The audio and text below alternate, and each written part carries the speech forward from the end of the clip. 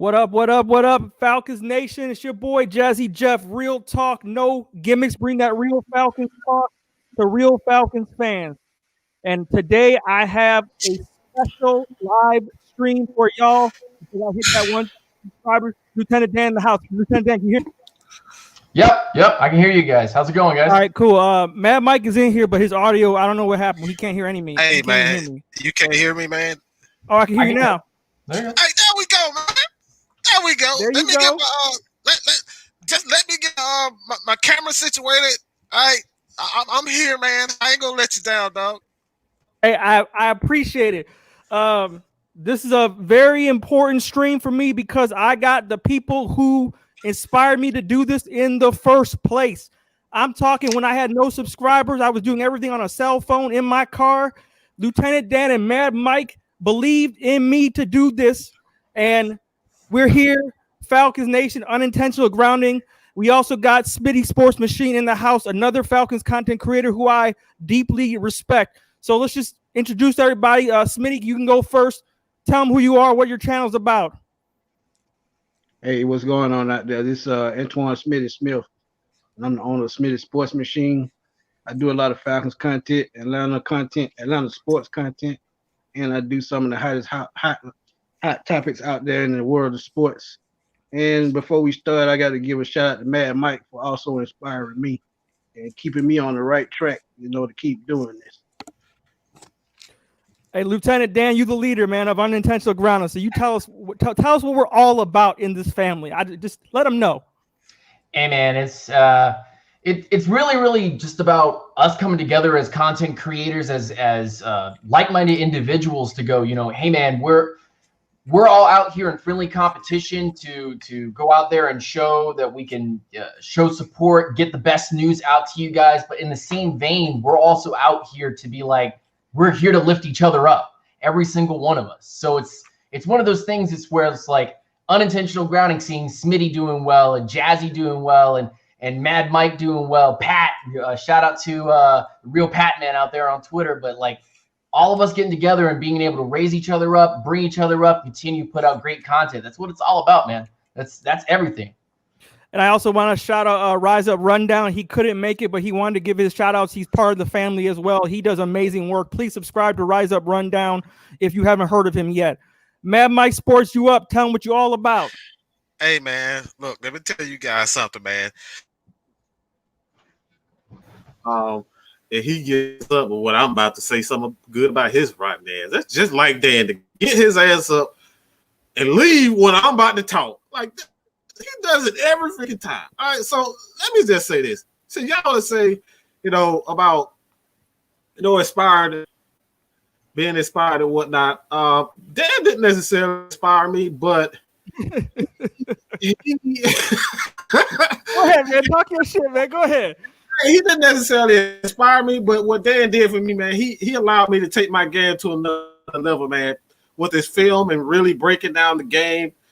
And really getting people the knowledge as far as schematics and knowing what we're doing on the defensive side of the ball. That's what Dan did for me. He helped me take my game to another level. So Dan, in case you missed it, Mad Mike said you don't inspire him at all. That's what he said. Good. I know that Mike inspired me, so I'll say this much: it's like, regardless of whether or not we helped each other or we got to a particular level, it's like the whole ride together as content creators, talk about the Falcons, putting great content out. It's like it's been not only all that fun and uplifting, but like I said early on, just like also like poking and jabbing at each other like we're like children. just being like, are you talking about a 34 defense again? God damn it. So tell me, guys, Smitty, you can go first. You want who inspired you when all these other people weren't around? Who inspired you to do this? Mad Mike, like I said, Mad Mike pushed me. He he really just told me, man, put your foot on the gas and don't stop in so many words. And with all the Falcons content creators out here, we all, share some similarities, but we also all give a different take on how we view, the news and the team, and it's very special. And a lot of people don't, give Atlanta fans credit, but we give them reason to. And Lieutenant Dan, you've been doing this a long time, man. So I need to know who when you was a nobody before you blew up. You just blew up. Who inspired you when you was a nobody? I want to know. I honestly, this is kind of funny. This is kind of a little funny story. It's like I was actually in Clemson, South Carolina, before this channel ever started. On a visit there to the campus, and I actually got to talk to Dabo Sweeney. And what was really funny was that he actually inspired me to go, you know what? If I can't hear the right things, knowing that I see the information, I see the data, I see everything that tells me that I'm right, if these people aren't going to tell me that I'm right, because there's obviously the equations there and the work and the film is there, then I'm going to go on here and I'm going to tell them how it is. And I think that just made me kind of go, you know what? I'm tired of hearing the 3 and 4 letter networks telling me what I should think about my team. I'm going to go out there. I'm going to kick it. So old ball coaches and film watchers and guys that actually are coaching the game and doing the game right now, they inspired me. So yeah, man. But you know what's crazy is that all of y'all inspire me as well to keep going and keep doing, keep getting better and not be complacent. Because I see all of y'all, whether it's Mike right behind my ass or Jazzy Jeff. I'm coming. I'm coming.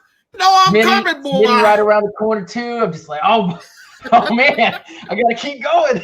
I gotta keep going. Gotta keep getting up the hill. Yes, sir. That's crazy. Hey, Mad Mike, in case you missed it, I was asking when before you started this, who inspired you to become a YouTube content creator? Hey man, I'm gonna be honest. I'm just gonna be real honest. I don't think this is the right thing to do, but I'm just gonna say it anyway. It was guys like Scott Kasaric and Aaron Freeman who didn't show me the proper love that I thought that was supposed to be done. They're really when it all come down to, I understand that you try to protect your brand and protect the way that you do things, but they show me absolutely no love whatsoever.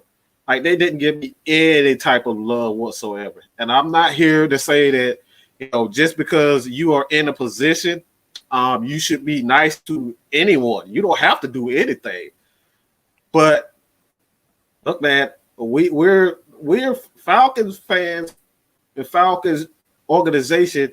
We get no love on the national media. We get no love whatsoever. So I feel as though this is the way I feel. All right.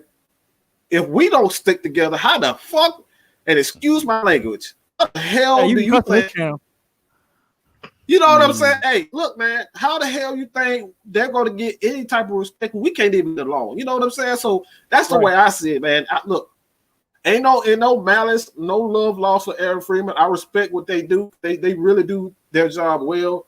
But man, I don't rock the way, man. I'm here to bring guys together. That's why, I'm here on Jeff showing him some love.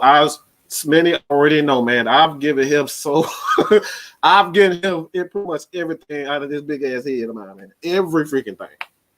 So you telling me you used to be Happy Mike, and those people pissed you off so much you changed your name to They Mike pissed me the fuck. That's what happened. That's what happened. That's what happened, bro. That's literally what happened. I was trying to be nice, and the nice thing wasn't working. You're the true definition of Angry Birds. You know that, right? I tell you, they were nice one day, they became angry. That's what really happened. Hey, man, that's what really happened. That's the real story, dog. Like I said, don't go to Aaron Freeman and Scott and tell them Mike don't really care for the guy. Like I respect what they do, but that's the reason why I started doing this, because I wasn't getting any type of I didn't feel like I was getting any type of respect for what I was doing. So I went in and made my own lane, man. I So did my wait a whole minute. thing until I read it today, and Dad. So hold up. Go ahead. So I was inspired by somebody giving me great advice and showing me love. Mike was inspired by nobody giving him any love, which inspired Smitty to start doing his thing because they weren't showing any love to Mike, which inspired Jeff because he saw how cool we are.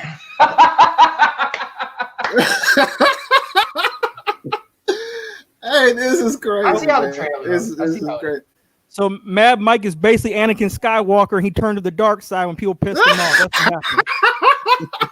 He was good at first, and then they pissed him off. He said, "Fuck it, I'm gonna become a Sith Lord."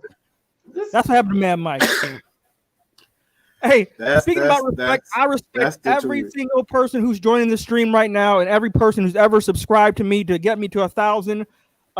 I don't do this without you guys, and I don't do this without the people in this video right now. I also want to shout out to Pound for Pound, Slitta, anybody who I saw as a content creator before I started making videos. Shout out to you guys. I wouldn't be here without that. So with that being said, we all here for one reason only, the Atlanta Falcons, because that's what we rep. So I came up with a bunch of questions that you guys don't know about, and I wanted your opinions and thoughts on these questions during camp. So Smitty, we'll go with you first. Marlon Davidson, he just got a knee injury, and he's going to be out a couple days. Are you concerned, number one? And if he becomes an injury concern problem, who's going to fill in for his role? Because he's supposed to be an impact rookie right away. No, I don't have no problem, man. Injuries happen. And he's a rookie and strength and conditioning team. You have to have faith in them. And to say, he'll be injury prone is too early to say. But to take his spot, I could see John Kaminsky stepping in that role. Second year, time for him to step in and start putting his foot down, ready to really see what he can put, on the field. Late last year, he suffered an injury, which cost him the back end of the season. But he's had the all season to recoup, weight training, strength conditioning. Can't wait to see what he can do. I think he can step right in because Coach already said he'll be playing defensive tackle and defensive. So that would be my opinion on that.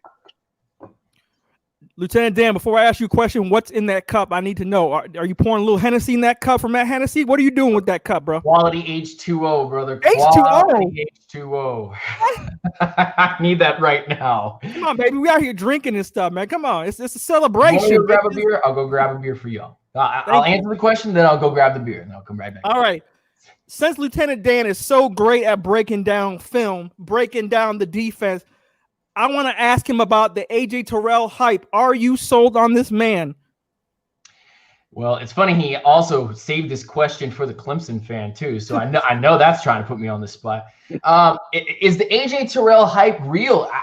Man, not a lot of people are going to make this comparison because they're looking at that LSU tape. Everybody's looking at that LSU tape to immediately describe AJ Terrell as a player. And I think that doesn't really do him justice in the way that when you look at his entire film, I mean, we're talking about this is the guy that made the pick on Tua in the playoffs, in the championship game, and took it to the house for a touchdown just a year prior.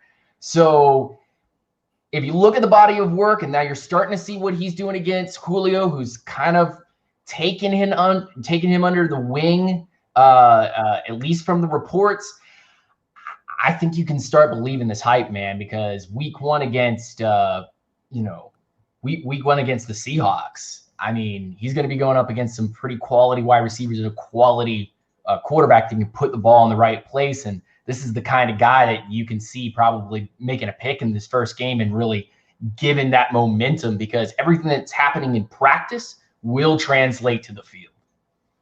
And my follow-up question is, according to reports, we're going to be doing more nickel this year. So where does that leave, guys like Sheffield, Darqueze Dennard, Isaiah Oliver is still going to be our starter. So Brady Way Wilson, where does that leave the other guys in this defense since we have more corners now? I think what happens here is the reports that's coming out, or at least are potentially coming out and going off to people, are a little misconstrued because what we're seeing in camp, which doesn't directly correlate with what we're going to see on the field, but what we're seeing in camp is more and more 3 safety looks. So I'm having a hard time believing that we're going to be doing any cover 3 deep, which would kind of make it into one of those, are we going to be looking at more dime looks? The more that we see in practice these particular setups to stop the offense and counter them, the more that we're understanding that we might be looking at dime with multiple DBs on the field, which means that multiple blitzing angles might be coming with this team. So yes, we will probably play a very, very heavy dose of nickel, big and small, because that's where the league is trending. But the main trend right now is dime looks, and I think we're going to be seeing more of that and more 3-down linemen. Man, Mike, are you finally fixed your camera, bro? Man, the devil is a liar. All right, I'm just gonna say that, man. He just trying to ruin a good time, man. So, in case you missed it, I came up with a bunch of questions for you guys, and I want to get your thoughts on them. So you up next, man, Mike. I heard you, man. Okay. So my question for you is: Alex Mack and Todd Gurley are being limited all through camp. And Dan Quinn said this is not an injury issue. He's actually just doing load management like they did Kawhi Leonard. So I'm asking you, do you agree with load management? Are you concerned with the injuries? I don't think there should be an issue with anyone. You know, this is a tough game, and your best players are going to get you to big moments. The big moments, the big players they're going to see a real, I guess, let's just say Matt Ryan is going to play X amount of snaps. Julio is going to play X amount of snaps. These guys are going to be in the forefront of everything. So if these guys are playing crazy amount of snaps, 300, 400 snaps, you know what I'm saying, and in a short period of time, and they're not really taking a break. And this is another reason why I think that I love the depth this year, is because I believe that Grady Jarrett is one of those guys who playing way too many snaps. He needs time to rest. Grady is a beast. If we can limit his snaps, but somehow keep that effectiveness, I think this Falcons team will be absolutely – I think it'll be dangerous because, like I said, we have so much depth on the defensive line this year that I'm satisfied with. I think Dan could kind of further expand on that, but Todd Gurley is already, 215, 220? He's a damn problem, man. When he's at short yardage, Todd Gurley is a damn problem. So you have a fresh Todd Gurley, a fresh Alex Mack, they're going to smack your ass, okay? They're really going to smack your ass in the face, and that's what we want. We want guys who are ready here to, beat Marlon Davidson. We want those guys. We want that attitude. We want that toughness. We want Caleb McGarry, eating people alive. Him and Chris Lindstrom. We want that toughness. We haven't had that. Nobody's afraid of Atlanta. Let's just be real. Nobody is afraid of this team. So we have fresh, raw animals. Watch out. Watch out. And my follow-up question is, do you see Quadre finally getting a chance to be that number 2? Or do you still think we're going to go with a heavy Ito and Todd Gurley and Brian Hill? Where do you see the running back situation playing out? Honestly, this is the first time I really don't know. I really have no clue what they're thinking. Because I can say I'm hearing things, nice things about Ito. I'm hearing nice things about Todd Gurley. But I honestly, like I said, I honestly do not know whatsoever. I have no clue what this Falcons team is doing with the running game or with the running backs. So your guess is as good as mine. I have no clue. But I will say this about the running game. This is the first time that I've been satisfied with the running back that we have. Hey, real quick, my man Slitta just joined the stream. Slitta is older than all of us combined, and he's been a Falcons fan for a long time. I'm talking about since Moses and this motherfucker. That's how long Slitta been a Falcons fan. Slitta, Tell us all about your channel and when did you first become a Falcon? Hold on. I'm sorry. Let me say this. Jeff. This dude give me so much hell. Like, he is such an asshole towards me. Smitty, you are such an asshole towards me, man. He knows what I'm talking about. Hey, Slitter is like coffee. He's an acquired taste, okay? Not a lot of people ain't gonna like his flavor, okay? That's how he is. But we all know it's in good love. Slitter, say what up. Tell him what your channel's about.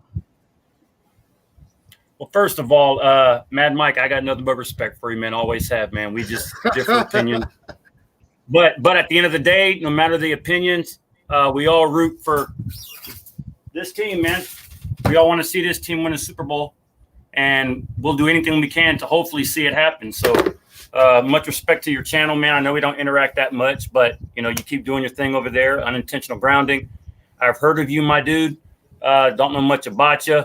Hopefully I'll get a chance to check you out. Smitty, Steve Smith, how you doing? Man, he lost some hair since he retired NBA. Huh?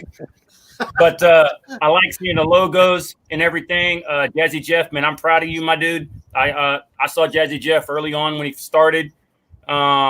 Look, people don't always have to agree with me and how I handle things. No, I don't. And I've already told Jeff this, and maybe Mad Mike and Grounding and Smitty. I'm telling some of you newbies straight out. I don't break down games. I don't break down training camp. I don't break down defenses and offenses. That's not for me to do. That's for y'all to do. We all rep the team the way that we want to rep. I'm a trash talker, but I'm also trying to turn the corner and do what I can more sports-wise, Braves games, etc.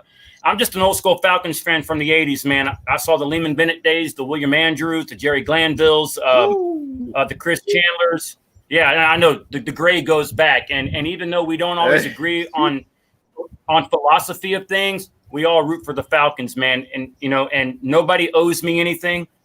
I don't owe anybody anything. All I can say is that I'm a ride and die with the team. And, you know, regardless of how you guys rep the Falcons, I got to respect it. And hopefully y'all respect what I do, man. And I'm hoping, and I'll be real, I'm trying to branch myself out to do more stuff with you guys.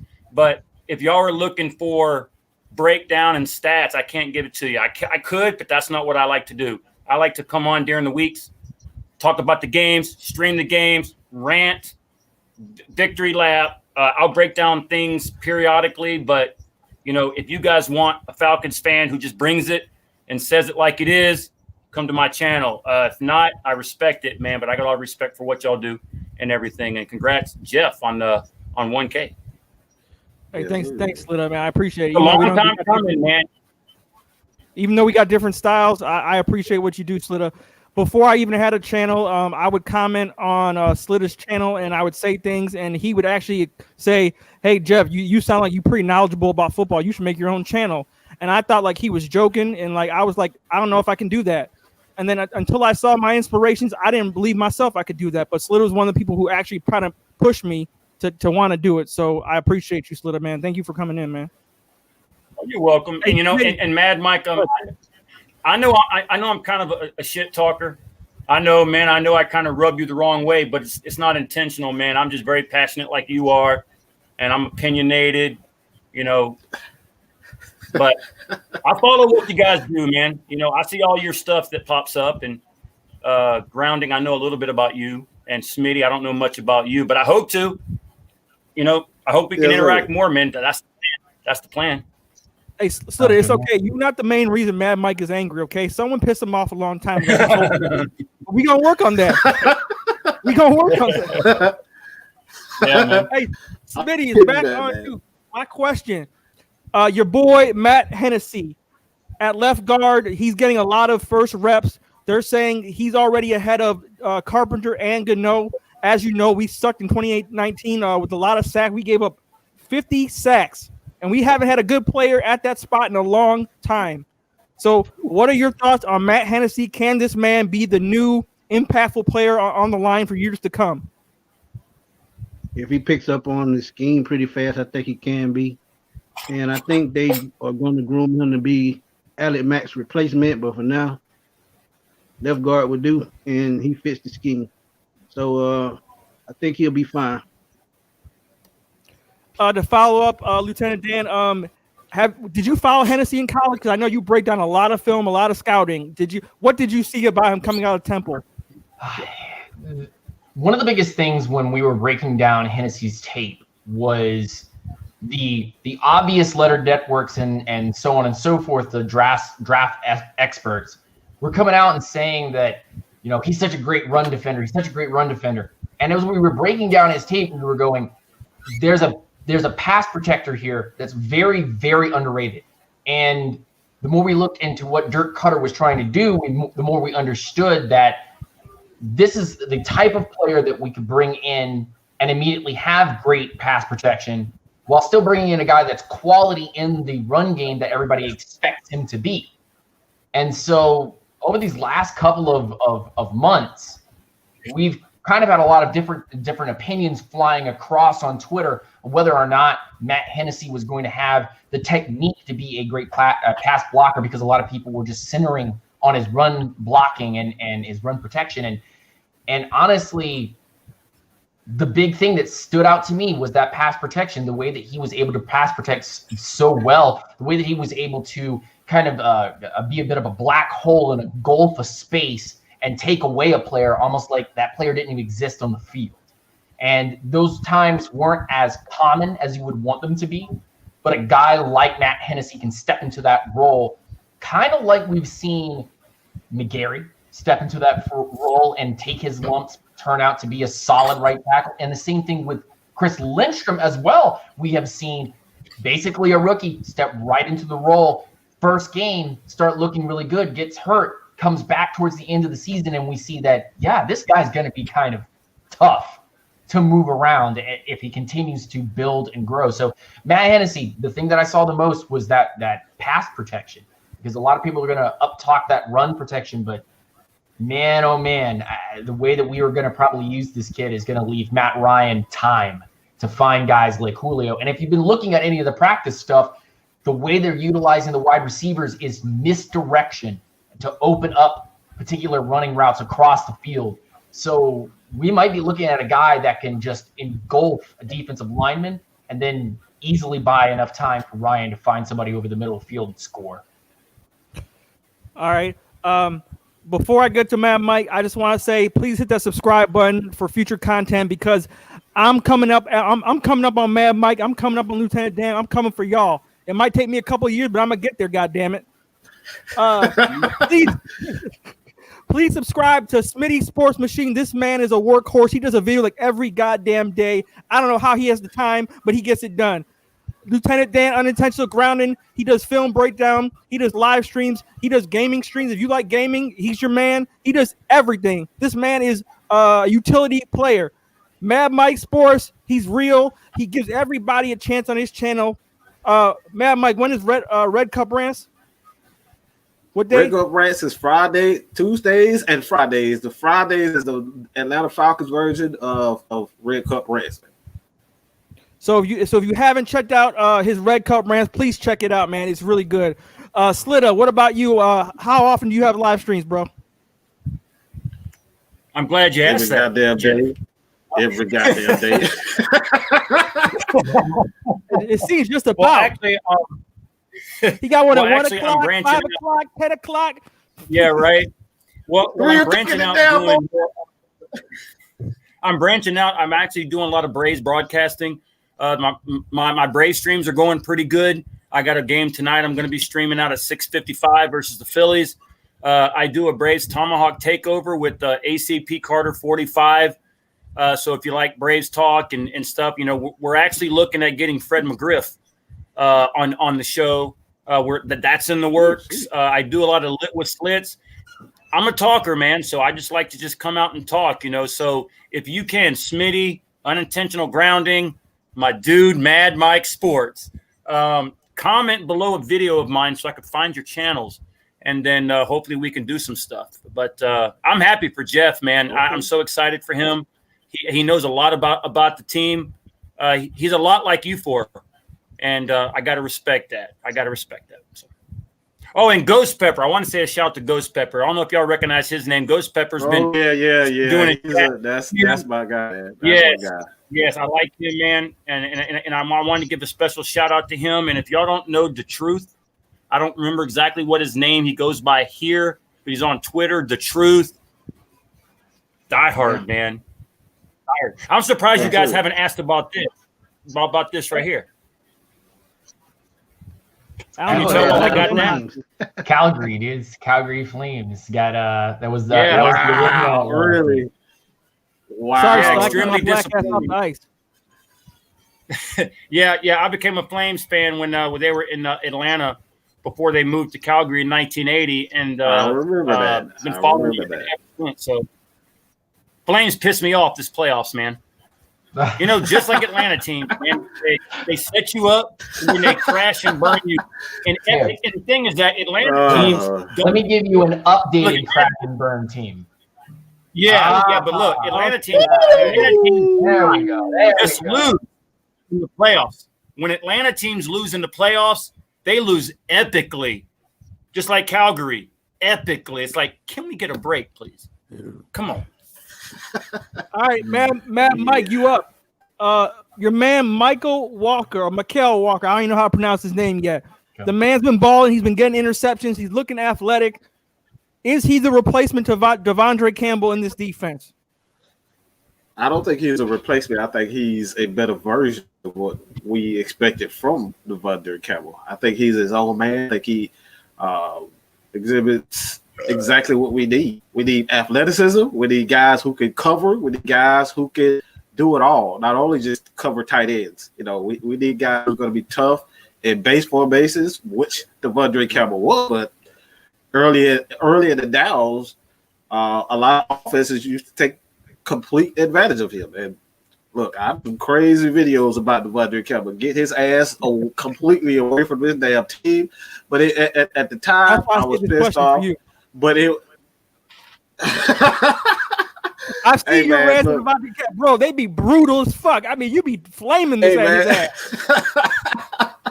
Hey man, but that's like I want to quickly throw this in is like go Dan. Ask Mike is almost one of those things where it's like, is he really the replacement to Devondre Campbell, or is this a completely different defense and we're utilizing a linebacker a completely different way?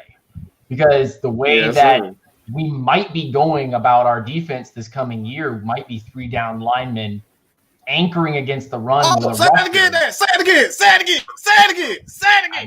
I'm just saying, bro, the way, if you go look back at the Green Bay Packers and go look back at the Los Angeles Rams from 2019, you will see the same defense that we were using towards the end of the season for 2019 is the defense that they used primarily in LA and in Green Bay, which produced 2 double-digit sack defensive ends. And one of those guys was Dante Bellinger with the Rams.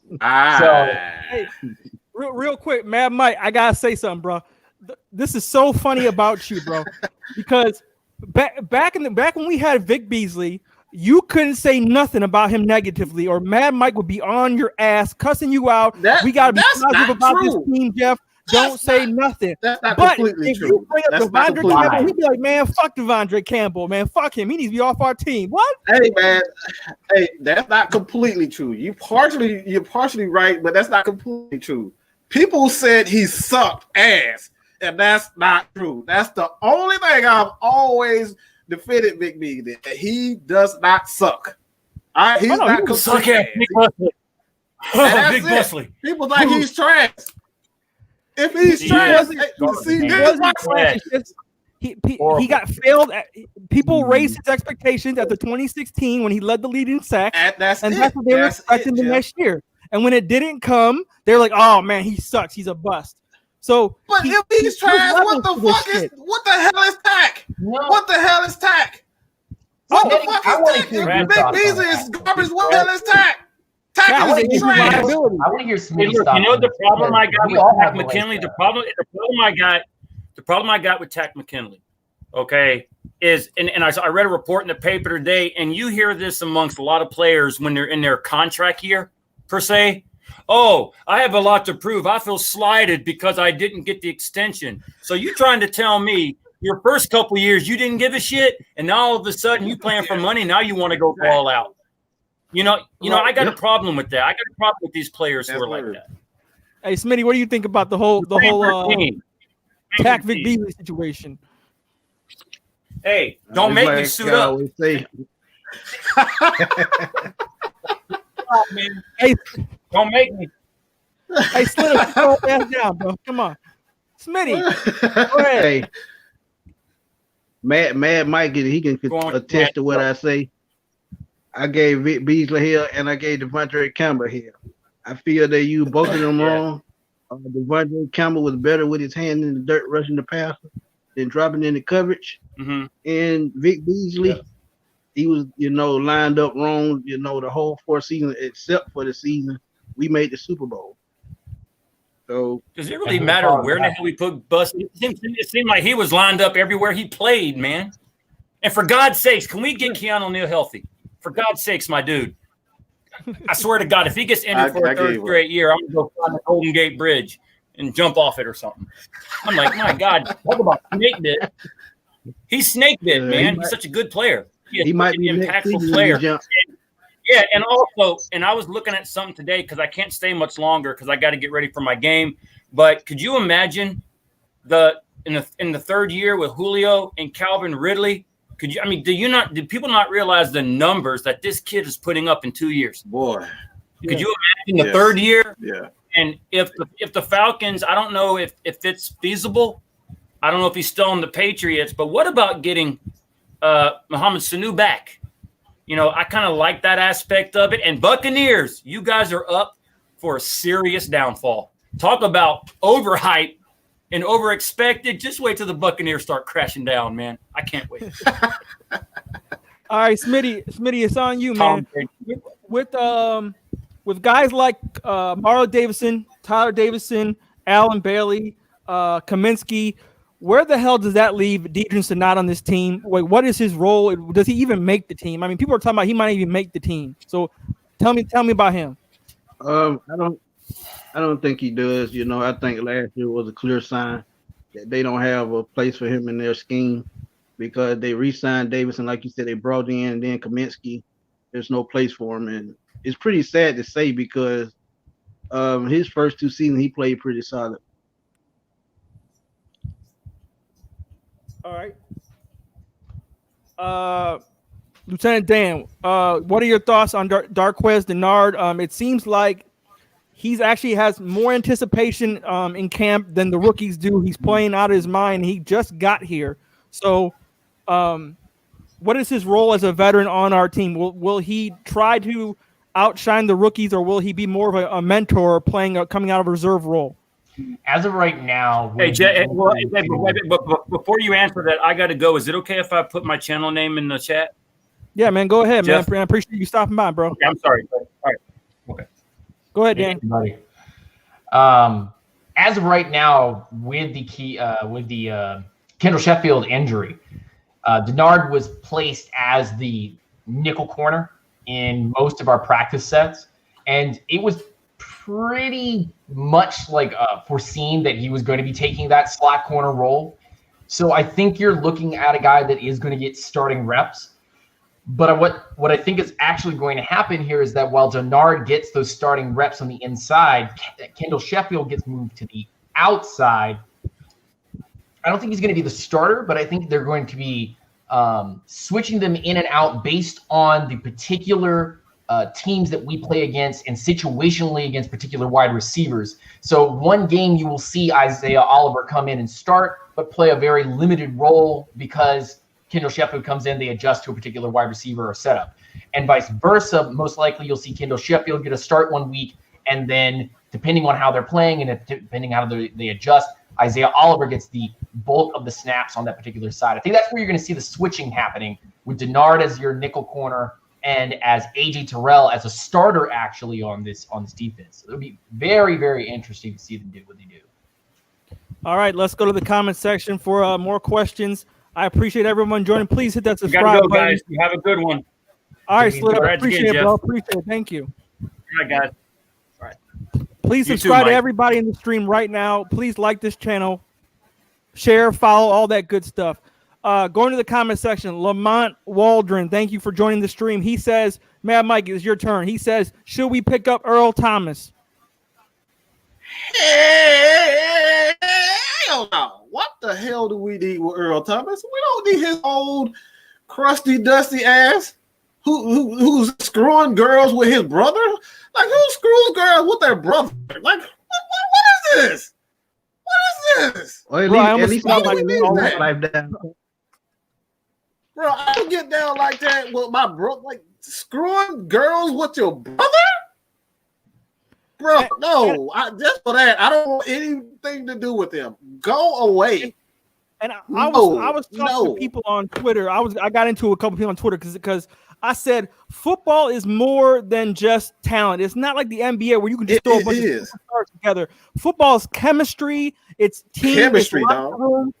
And remember, this is the same dude who gave Pete Carroll the finger. The same dude who went in the tunnel and told the Cowboys to come get me. Like, we don't need that type of personality in our locker room. We don't mess with guys like that. And I think he would bring down the entire mojo of this team and the defense. So I agree with you, Mad Mike. We do not need Earl Thomas.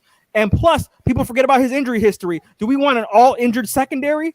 Keanu Neal gets injured. Carl Allen gets injured. Now you want to bring in Earl Thomas, who also gets injured? The fuck is that about? So I'm with you, Mad Mike. I'm off that Earl Thomas train. Let's go to the comment section. Let's see. Sam Daw, the Infamous 253, Smitty, he says, what's good, man? Anthony Rice is Mad Mike, my guy. He also says, Lieutenant Dan, I salute you. Salute. Rise up, stay grounded, bro. Hey man, we got some great followers out there, man. Yeah, we Absolutely, do. Man. Great.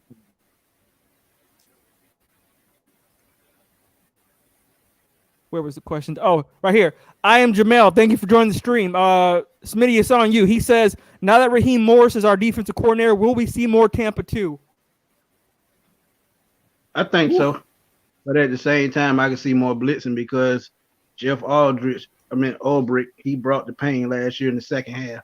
And we should see more of that early on in this season. So that's a great question. Unless Dan Quinn fucks it up. You know, I'm actually gonna go and say this Dan Quinn slander, man, is absolutely. I was just waiting for you to say because I was about to fucking explode. Okay, I was about to. I'm sorry. Explode. No. This isn't a slight on Jeff. This is not a slight on Jeff. This is just like no. Because I've been hearing a lot. Yeah, you have to agree he's in the hot seat though this year, Dan. I mean, yeah, is he on the hot seat? I think there's a lot of players and coaches and members of that staff that are on the hot seat for, hey, you either take us to the playoffs and we make some wins happen here or y'all are gone. But on the other hand, though, if we look at how the team was performing last year, who was still on the team that was underperforming and has left this particular year, who we've made as an addition this particular season, I think that there is Dan Quinn's contract runs out next year or he gets fired mid-season. But outside of that, guys, like looking at Dan Quinn as a whole, I don't think he's all to blame for everything that went on. The offense had a historic amount of turnovers last year that were created by literally only 2 players. We had an offensive line of literally nothing but beat up dumpster fires and rookies that were just trying to get into their groove. We had Matt Ryan and Dirk Cutter who were not on the same page whatsoever. So, of course, Matt Ryan is trying to make hero ball happen, and Dirk Cutter's trying to play it too safe. We had a running back that didn't know how to go north-south. He only knew how to go east-west, and now he can't even get onto a team right now because nobody wants to give a contract to a broken a piece of glass. And then the rest of the squad for the defense as a whole was all injured. Everybody was injured. Right. Nobody was healthy. So why are we going after Dan Quinn? When yes, we should give blame to him, but why are we constantly going after Dan Quinn when nothing on that team was consistent? No consistency, no reliability, and we just want to blame Dan Quinn for it? There's accountability across the entire board that should be brought up to a particular level, and we're not doing it. We're not doing it. We're not keeping accountability for everybody. A lot of players have left this team over this last season, gone to another team, and they were the ones that were bitching on Twitter. They were the ones bitching on Twitter, and now they're not on the team anymore. Right. Wake up, sheeple. Think about it. It makes sense. Angry Dan's coming out. Let just calm. Smitty, you take the ball. You take it. I don't want Angry Dan to come out. You take it, Smitty. What? Coaching staff, should we be blaming Dan Quinn right now? Nah. Once he gave up the reins to Raheem Morris, Jeff Ulbrich, it was off his shoulders at that point. He should have done it earlier, but he waited. So, you know, and that's my only beef with him last year. He waited too damn long. Go ahead, Jeff. He waited too damn long, and people say, "Oh, I give him credit because he made that change." But in my opinion, I think he was just thinking about his own self-preservation and wanted to keep his job. So then he wanted to start winning games. So then he finally made the change. If he made the change earlier, who knows how many more games? We could have had 2-3 more games, at least one. And that's just my problem. See, that wasn't the vibe in the locker room, though, Jeff. The vibe in the locker room from the players was apparently he was doing everything in his power week to week to try to change things so that it would work, and nothing was catching. There was no traction whatsoever. So again, I bring it back. I agree with that. He putting Quinn in a he needs to do it earlier type thing. I agree with that, but before the season started, he should have never tried to coach the entire team and manage the defense at the same time. He should have just picked a defense coordinator. And I have a rebuttal for that. I have a rebuttal for that. Why? This is something that no one has ever given me an answer for.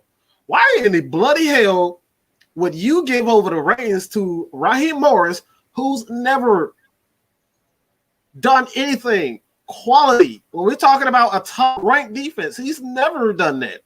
Why would he give his defense, his team, over to a guy who has not proven himself? He was given a head coach opportunity because he was a child prodigy. So why in the hell he's never won a championship? Jeff Ulbrich never won a championship. He's never been a defensive coordinator. And Marco Emmanuel, who's never done anything, why the hell would he give over his team to those guys? Kyle Shanahan is not there. He's the only guy who's qualified on the coaching staff to take over. Chris Morgan, another unqualified guy. Why in the hell would you give your team that you built to guys who have not proven? And despite what anybody thinks, Dan Quinn got us to a Super Bowl in year what? 2. So again, someone out of Jeff, please tell me why in the hell, if this is you in that position, tell me why would you give up the reins to a guy who hasn't proven anything? I'll concede that point, Mike, but once you realize you're in over your head, you got to realize earlier to take it's not working. Answer the question. Come on, Jeff. Answer the question. I conceded your point. I said you're right on that point. Okay. I got you. Okay. You know what? But once you're in over your head, you got to know, hey, I got to do something else. I can't keep banging my head on the same wall. You got to do something else. Actually, I'm not going to give you credit. I'm not going to give you credit for making it halfway through the season. Here's Jeff's weapon right here. And here's Dan's info. Then why did he hire Sarkisian? If we didn't even know that we were going to have a quality OC, why'd you hire a college OC to come in and try to make things work? If you were going to make that particular gamble with Steve Sarkisian, then you were obviously willing to make the gamble with Raheem Morris. And if you were going to make the gamble with Sarkisian, hoping that he was just going to get it done and run the Shanahan stuff, then you most likely were willing to do the same thing with Raheem Morris on the other end to set him up as a defensive coordinator, but you didn't because you didn't want to let the reins go. So you're right about that. But what bothered me the most about what they let go in the past, one of them was Brian Cox in the discipline he brought to the defense. And also Matt LaFleur, who knew the system as well as Kyle Shanahan, he let both of them get away. So that was really, one of my biggest problems. and we don't even have to even argue about it. Smitty's 100% correct. If Matt LaFleur had been given the opportunity, he would have been the guy as your OC. But you didn't even do that. So this is all it's half a control scheme nonsense. Is it Dan Quinn, or is it Dan Quinn, or is it TD? Yeah, and the other half I was about to bring it up. The other half is, did TD want those people in here? Because if he didn't want them in here, then that's the reason why they are gone and didn't even get an opportunity. So there's a lot of moving parts up top that are making a lot of marionettes dance down at the bottom. And so you have to kind of look at, what did Rich McKay want? He apparently got more involved this offseason for draft purposes and checking on TD and DQ. They were reporting to him every week. What was that all about? We got no explanation about that. And suddenly guys got promoted. Jeff Ulbrich got turned into the assistant head coach. Raheem Morris got turned into the defensive coordinator full-time. We had guys signed up on the defensive line and the defensive secondary. Guys like Witt got moved back there. Suddenly out of nowhere, like it was magic, like it wasn't an option back then, and suddenly it's an option now. There's definitely guys at the top, whether it be Arthur or Rich or TD or DQ, or I'll go down the freaking list. I'll find guys that we can talk about. But Julio, Matt Ryan, it could have any of those listed names had a reason why the marionettes went in certain places and got put in there, and why did Sark get hired when obviously LaFleur was here and could have run Shanahan's stuff, and Matt Ryan and LaFleur apparently had a good relationship. You would think that Matt Ryan, being a veteran and knowing what he wants, would say, I want that to be here so I can keep running this. But no, Sarkisian got a chance out of nowhere. So marionettes, guys, watch your marionettes at the top. Who's the puppet master? Okay. Yeah. Hey, man, Mike, you still there? Yes, sir. I'm here. All right. We got Speed Falcons for Life in the chat says, what's the point of even paying James Carpenter and Jamon Brown $6 million if they ain't even gonna start? Man, why you give me a trash ass fucking question? I don't want to answer that bullshit. Hey, I don't make these questions up. I'm just scrolling down the damn chat. What the hell? Coming at me. Coming at my head. Man, I want to answer that crap, but I have to anyway. Look, man, I'm not. Look, I'll say. I'll say this, man. It goes back to what Dan was saying about the offense not being on one accord. The offensive coordinator, the quarterback, they make things go. If Matt Ryan isn't happy or he isn't comfortable with the offense, let's not pretend like the offensive line is going to be on board. If those guys can't get on the same page, it really doesn't matter what anything else. It really doesn't matter how well your how highly scouted, highly touted these guys are in free agency and in the draft. These guys, it doesn't matter. Why? Because the offensive coordinator and the quarterback isn't on the same page. They are the chemistry. They are what makes it tick. That's why the Atlanta Falcons came. And from 2015, Matt Ryan had historically his worst season ever. All right, ever. And it was with you taking puffs, bro, because the question was why aren't Jamon Brown and James Carpenter I'm getting there. Getting paid so much? Hey man, tell the time, not how the clock works, bro. Hey man, look, they fucking trash. How about that? We say that they fucking trash. I'll say that. That's fucking garbage. That's why. Okay, fucking garbage. Long enough to get to the fucking point. Hey, I said it. I didn't want to answer this shit to begin with. Real Pat-Man said something great because he really hates this particular topic, which was, this is the definition of a bad purchase. I mean, without question, right? Like, you guys can all agree, without question. Two guys getting so much money, and then they're not even the starters. We're talking about rookies and second-year guys are taking these dudes' jobs. And they're still counting against the Caps so heavily. So this is, I'm going to say it, this is a TD fuck up. This is a TD fuck up, bro. Yes, it was. This is just throwing money in Magic City. It's burning a hole in my pocket.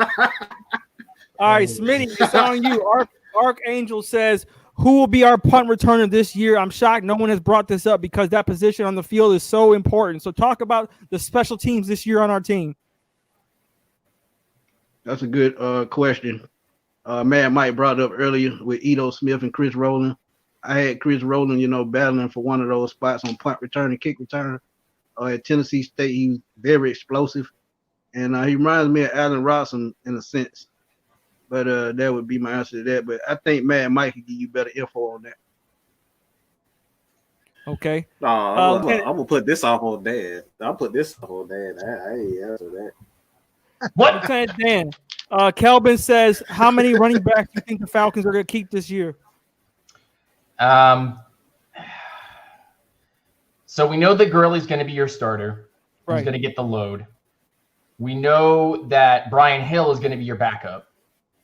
And we know for a fact that Quadri Allison is going to be given an opportunity because of just him being a rookie and being on a cheap contract and having the ability to hit the hole at the line. Because you don't want Ito Smith at the goal line trying to bust it in. And you know that Todd Gurley's not going to get every one of those opportunities. So we know that that's a positive. The question then now comes down to, do you believe that Ito Smith makes the team and the Falcons look for a veteran? Or do they keep or do they not keep the other way around? Sorry. Do they not keep Ito Smith and look for a veteran, or do they keep Ito Smith and use him as a scat back behind a Brian Hill? And that's the only reason you would keep him at this point, because all four of these running backs can catch the ball properly, and all of them have pretty decent speed. Two of them can be goal line backs, and two of them can be full-time scat backs. So it's a diverse group that has very specific roles that they can utilize, but they all have good qualities on them. So I think Smitty was right from the very beginning of this. It's going to be four guys that are going to be on the squad. And then Keith is going to be your fullback. When I saw that with Archangel in the chat. Hey, man, Mike, Pantera 1959 says in the chat, he was responding to your Earl Thomas comments. He said, Atlanta took a chance on troubled players a few years back. All three bit Atlanta in the ass. Remember Shambo, Collins, and Hagman. None are in the NFL today. Because of this. So you want to take a chance on a guy that's 535 years old? That's essentially what you're saying. Why? Where is he going to play? Who's like we're just going to get rid of guys who have yet to really show that their skill set. Let us see what we can get out of. Let us see what we can get out of Casey and Ricardo Allen before we start bringing in other guys. Okay. I'll give you a better question.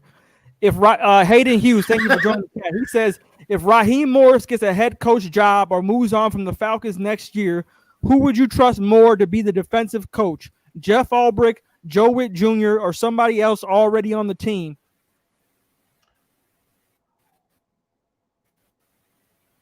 Being that this team is kind of shaping up to be a strong secondary, I would say Joe Witt, just based on what Dan Quinn wants out of the secondary run from out of his team, is that's to get turnovers. That's what you want. We have an offense with Matt Ryan. They're going to put up points. They're going to give us yards, and you keep giving Matt Ryan the ball back. That's the best thing for this team. Give the offense the ball back. So turnovers, I'll say Joe Witt. I'll trust Joe Witt. Great point. Hey, quick side note. What you thought about the who was that? That coach Joe Judge who made his own coaches run laps. He's the new coach of the Giants, I believe. Who the fuck does that? This ain't high school, man. What? Did he come from the Patriots or something? Hey, look, I know there's an obesity problem in New York, and these coaches nowadays are eating like 25 Philly cheesesteaks a day. I mean, at least Dan Quinn is in shape. God damn, and TD at least rises right. But these GMs and these owners and these coaches with the big round Santa bellies running out here looking ass like. Yeah, you know what, Joe, Mr. Judge, good job. You're actually getting these boys to. I bet they don't walk more than a few steps out of their car or out of their bed or out to their bathroom. They need to work out. So good on you. Run those sprints. Get that sweat out. Come on, make those coaches work. It's sad, man. New York has both of the worst coaches in the NFL. Adam Gase, and Joe Judge. He's just out of it. Boss Supreme says, Mad Mike, you so right. Noah Bolter says, congrats, brother. I appreciate you. Clarence Fisher, Falcons have the best content creators in the game. I think so. Mad Mike, I was telling this because I was beefing with Saints fans, right? Or we call them Aints. They always talk shit about this who that nation. Please tell me, who the fuck do the Saints have as content creators? Because I don't see them anywhere on YouTube. But we got a whole army of content creators repping the team. I can't find one Saints content creator. Where are they at? Tell me. Let me know. Okay, I mean, if you want to get hit with a big hickory stick, I mean, I can send you to a guy, but you might get whacked right off the side of your head, bro. Juice Wyndham, he's a Saints content creator and worked for SB Nation for a while. Jeff, if you want that heat, and look, Deuce has smoked me a couple of times, so you want to get smoked like at least 10% more than me.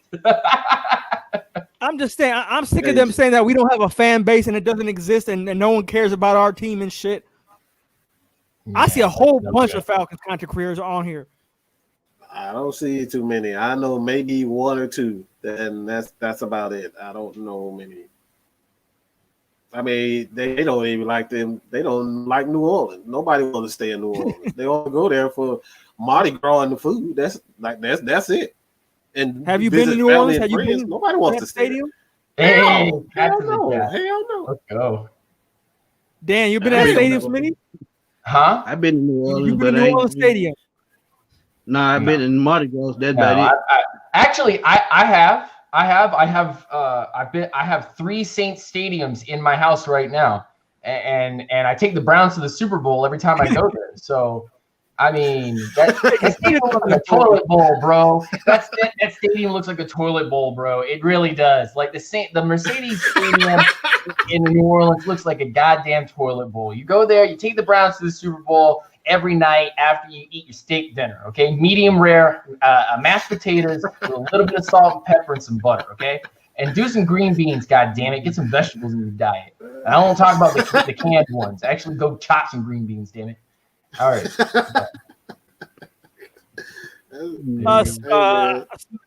Smitty, you up. What do you think about Russell Gage this year? I think he has the potential to be the third receiver. I can see him in the Taylor Gabriel role. I like what he did late last year. I think it's a great sign to come. All he has to do is be consistent. All right, Lieutenant Dan. Anthony Wright says Olamide Zaccheaus has been balling out, and he has to be our number 5 receiver behind Laquan Treadwell unless he beats out Treadwell. Who do you think wins that battle? Well, as of right now, the speedster would probably win the battle because of his experience with the offense so far. So the chemistry is already there between Matt Ryan and Zaccheaus versus Treadwell and Ryan. So right now, it's just a game of experience. You're probably not going to see Treadwell make this squad unless they want to carry extra wide receivers and one less tight end. Okay. Mad Mike, do you guys have any players that you would like to draft next year? I know it's too far away, but I like Creed Humphrey, the center from Oklahoma, says Hayden Hughes.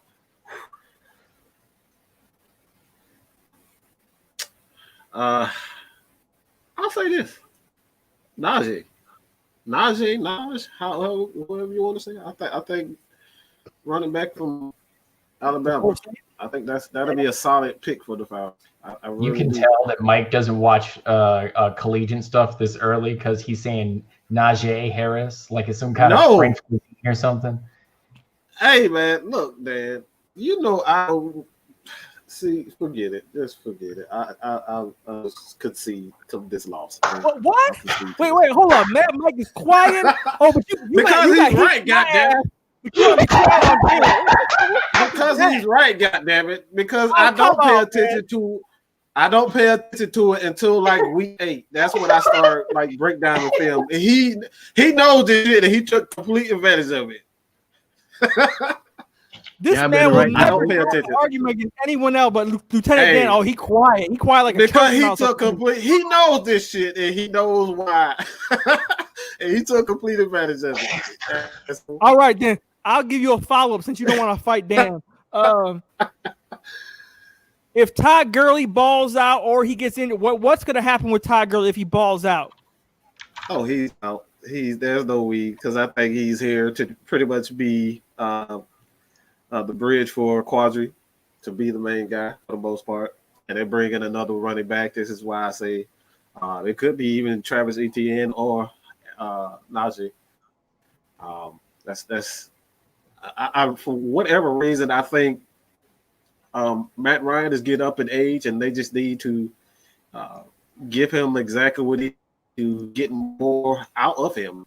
They have 3 to 5 years, and they need to maximize that. And the running game is how you maximize a guy with that age. So I think a running game is best. All right, Smitty, it's on you. Boss Supreme says, do y'all think we have the potential chance to be a top 5 defense this year? That's gonna be tough, but I would say it's doable because if y'all remember, we went to the Super Bowl in 2016. Very young team, wasn't strong on defense, but they made it work. Dan, what do you think? Well, first of all, I want to quickly jump back to a question that Mike did not answer because we wanted to avoid it like the plague and say, bro. Y'all need to watch some Patrick Jones II highlights or game tape or anything of Patrick Jones II. I want you guys to go take a look at this defensive end from Pittsburgh. 6'5", 265, out there balling like a grown-ass man, whooping people up on the tackles, whooping people up between the tackles and guards. He had 8.5 sacks last year and 4 fumbles. Or 4 forced fumbles. He's the package you want, and he's completely underrated. Nobody's talking about him in the first or second round. People are talking about his performance being 3rd round hype. He's got all the measurables you're looking for, and you're probably not getting Takk McKinley back again next year. So you might as well take a look at this man. He is legitimate. And if you don't like that, then you can get yourself another Takk McKinley who's bigger at 265 pounds, still 6'3", in a Joe Tryon from Washington. Now, we won't get to see him play this year because the Pac-12 is shut down football operations, but he is a senior and will be going to the 2021 NFL draft. So I'm just saying, man, go check out these 2 defensive ends. And as far as Najee Harris is concerned, screw that. Go get Travis Etienne from Clemson. Stop that nonsense. I knew you was going to say that. Go get yourself a real speedster. Let Brian Hill, basically a fullback, get out of the paint and put yourself with a real running back in Travis Etienne. That's my plug for Clemson, guys. I'm done. No more plugs for Clemson, guys. I'm done with it. Not even favorite one. Is Etienne better than Clyde Edwards-Helaire? Yes. Definitely. Really? Definitely, yes. And in the right hands, Travis Etienne is a better running back than Clyde Edwards-Helaire, easily. Oh shit! Real Pat Man up in this chat. He never watches my channel. Real Pat Man, where you been at? He probably sleep. He should be asleep. God damn it! What it's like.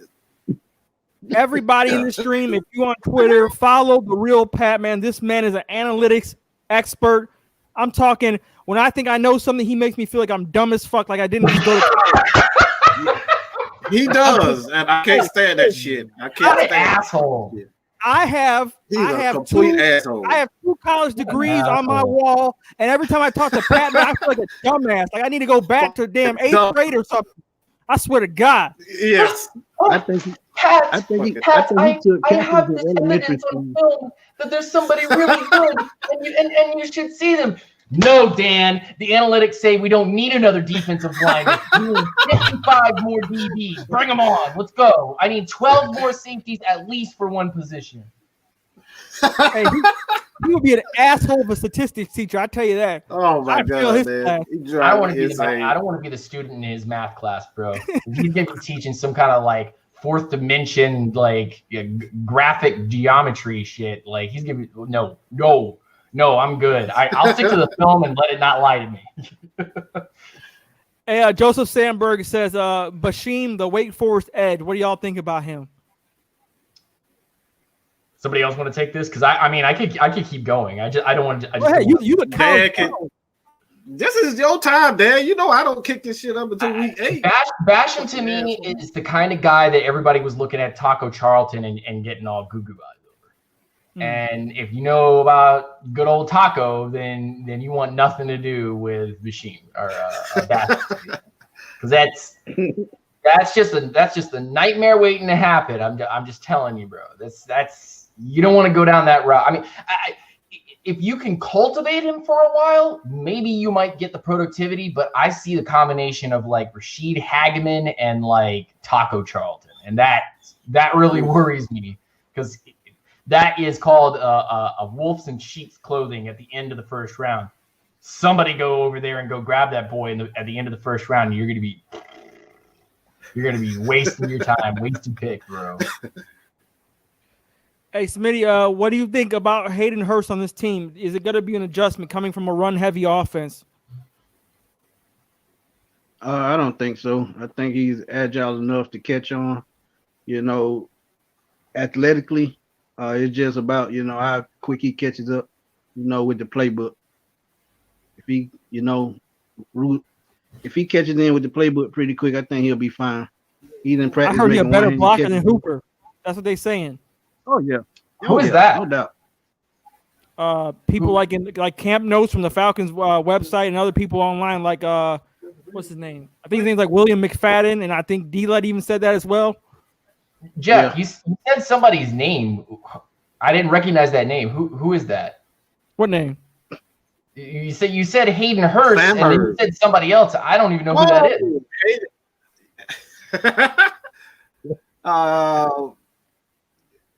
Yeah, he said some foreign name. I don't know what that name was. But I know about Hayden Hurst. I know that he can block really well. I mean, are you hating on Austin Hooper? Who? Wait, he said that name again. He said that thing. I knew he was. I knew where he was going, man. Who's Austin Hooper, bro? I knew where he was going with that. Hey, he was decent. He just wanted too much money. That's all. Hey, if Austin Hooper was here in Atlanta right now, we would all be super homers for Austin Hooper, because we haven't had a good tight end since Tony G. And try me with that. Actually, we haven't had a good tight end since Levine Toilolo, because that's as far as we got with a good tight end after Tony G. That's it. Wow. Yeah. I went there. You went there. You want to fight about it? Mike? You quiet this whole time. Where's that Mike? I'm good. I'm happy Mike right now. I'm good. I'm happy Mike right now. I'm good. Hey, real Pat Man says, I watch so many of your lives, but I be hanging in the back.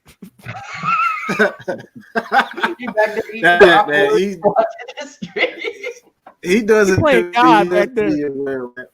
Rolling the dice on the floor. Yeah, Jeff's stream's pretty good. Not gonna say anything. Andre Taylor says Hurst is way better than Hooper with regards to blocking. Out of South Carolina, the schemes, he's been required to be a better blocking tight end, but he's got to improve in receiving with us this year. The Ravens use a lot of tight ends, and Mark Andrews is really good. So I don't think it's a lack of his skill. I think it's just a lack of opportunities, to be honest with you. Yeah. That's in Lamar Jackson tight end. Yeah. Real Pat Man says Kaminsky gonna be an elite run defender next year. You heard it here, folks. Man, Mike, what do you say about that? Say that again. Real Pat Man says Kaminsky gonna be an elite run defender next year. You heard it here, folks. I think he's already an elite run defender. I think he's that good as a run defender. I think a lot of people, when they see defensive ends, they think immediately that this guy is going to get sacks, and I don't think that's Kaminsky's game. I think he's one of those throwbacks like a J.J. Watt. I think J.J. Watt is more of a run defender first, and then he uses athleticism to get around people. So I think he thinks run defense, fundamentals first, and then he worries about safe. I don't think that's John Kaminsky's But elite. game. But elite, yes. Elite. Yeah. Yes, Hey, I think he's Smitty, elite. Paul Mack says, man, Terrell Island is about to go off this season. Before you answer that, I am not ready to jump on this Terrell Island thing. If y'all didn't watch my stream, Mad Mike and Lieutenant Dan, I saw people on Twitter saying Terrell is the best cornerback we had since Deion Sanders. Oh, my Terrell God. Island, I can't stand that crap. Come on now. It is just camp. It was one fly route. It was one slant. Well, let's not just, start sucking this man off just yet, okay? Let's give him a chance. God damn it. It is fucking camp. It's not like bullets. So please. I think I'm not there yet. What do you think about that? When people say it's already Terrell Island, they already that fired up on your channel. Do you have to calm them down? Are they already on that train that hard? Yeah. Yeah, they own it. Oh my God, man. And the only to say right now, the reason they took Terrell was guys. In the NFC South, you have to have size with guys like Mike Evans, Chris Godwin, who else? Mike Thomas. You just have to have athletically gifted cornerbacks in the NFC South. And that was the main reason why they took him. Yeah. Hey, I don't know about Michael Thomas. All you got to do is be a big block of nothing, and you all just stay close to him, and tackle him because he's not going anywhere past 10 yards. Because it's funny you said that because the 2 games against the Saints, Deion Jones checked him very well. Yes, he's garbage. It's funny you said it because I just saw on Instagram the other day, there's a video of Michael Thomas in practice, and they were like, oh, Michael Thomas doing Michael Thomas things again. The motherfucker ran a slant in the damn video. That's all he fucking does. I swear to God, this is a basic ass slant. I don't give a fuck how many head nods he gives you, how many jukes he gives you. At the end of the day, it's a fucking slant. That's all it is. In conclusion, if AJ Terrell can stop a silly practice slant against Julio Jones, then that means he's going to pick that thing off against Michael Thomas and take that thing right to the house. Terrell Island! Let's go, baby! Let's go, Terrell Island! Let's go! Hey, man. Hey, in case y'all didn't know, I promise Paul Mack, because Paul Mack is the dude pushing this Terrell Island narrative. I said if he balls out, I'm buying a Terrell jersey. I promise him that I'm keeping my word.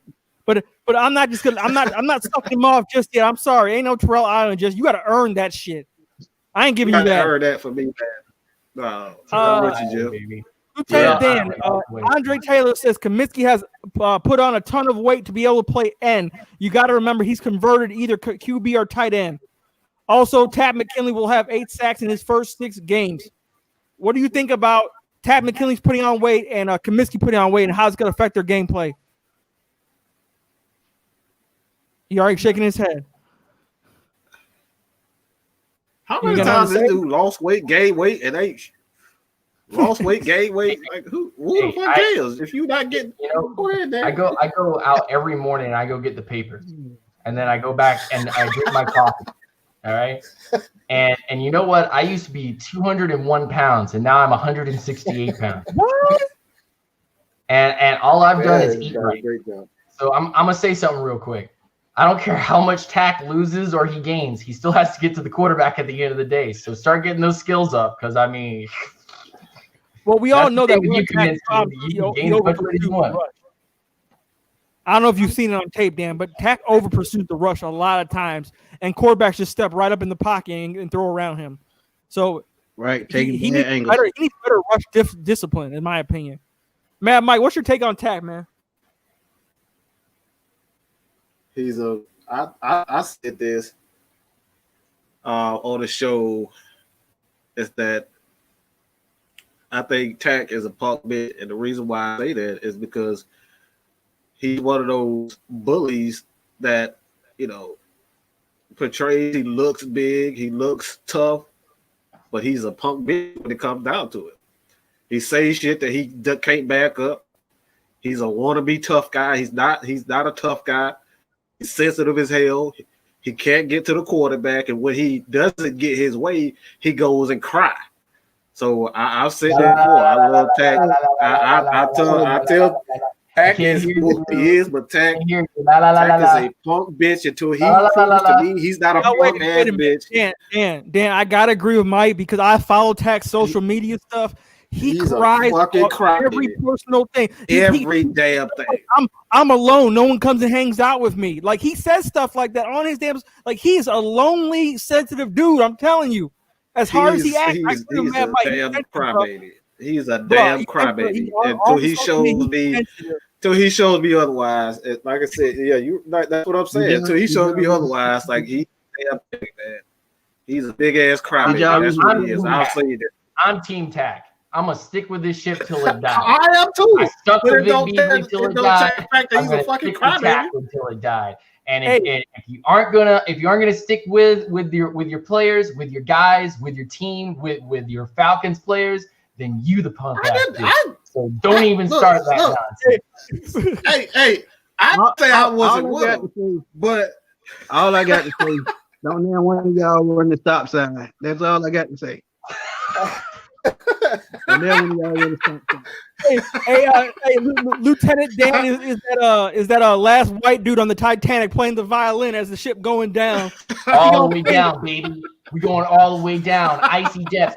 While y'all went to the lifeboats and some of y'all made it and some of y'all didn't, I was on the ship all the way, singing it down, going the finest moment, and you guys won't get to enjoy it. That's right, all the way, baby. And if for some reason my Titanic doesn't sink all the way and I somehow like flop onto a lifeboat or get in some kind of submarine or something and Tat McKinley has like a 12 sack year, then I'm going to be laughing my ass to the bank when Team Tat goes and plays with the Cowboys and then starts whooping our ass. Hey, man. I'm just telling how it is, man. Mr. Bucks Nation in the chat.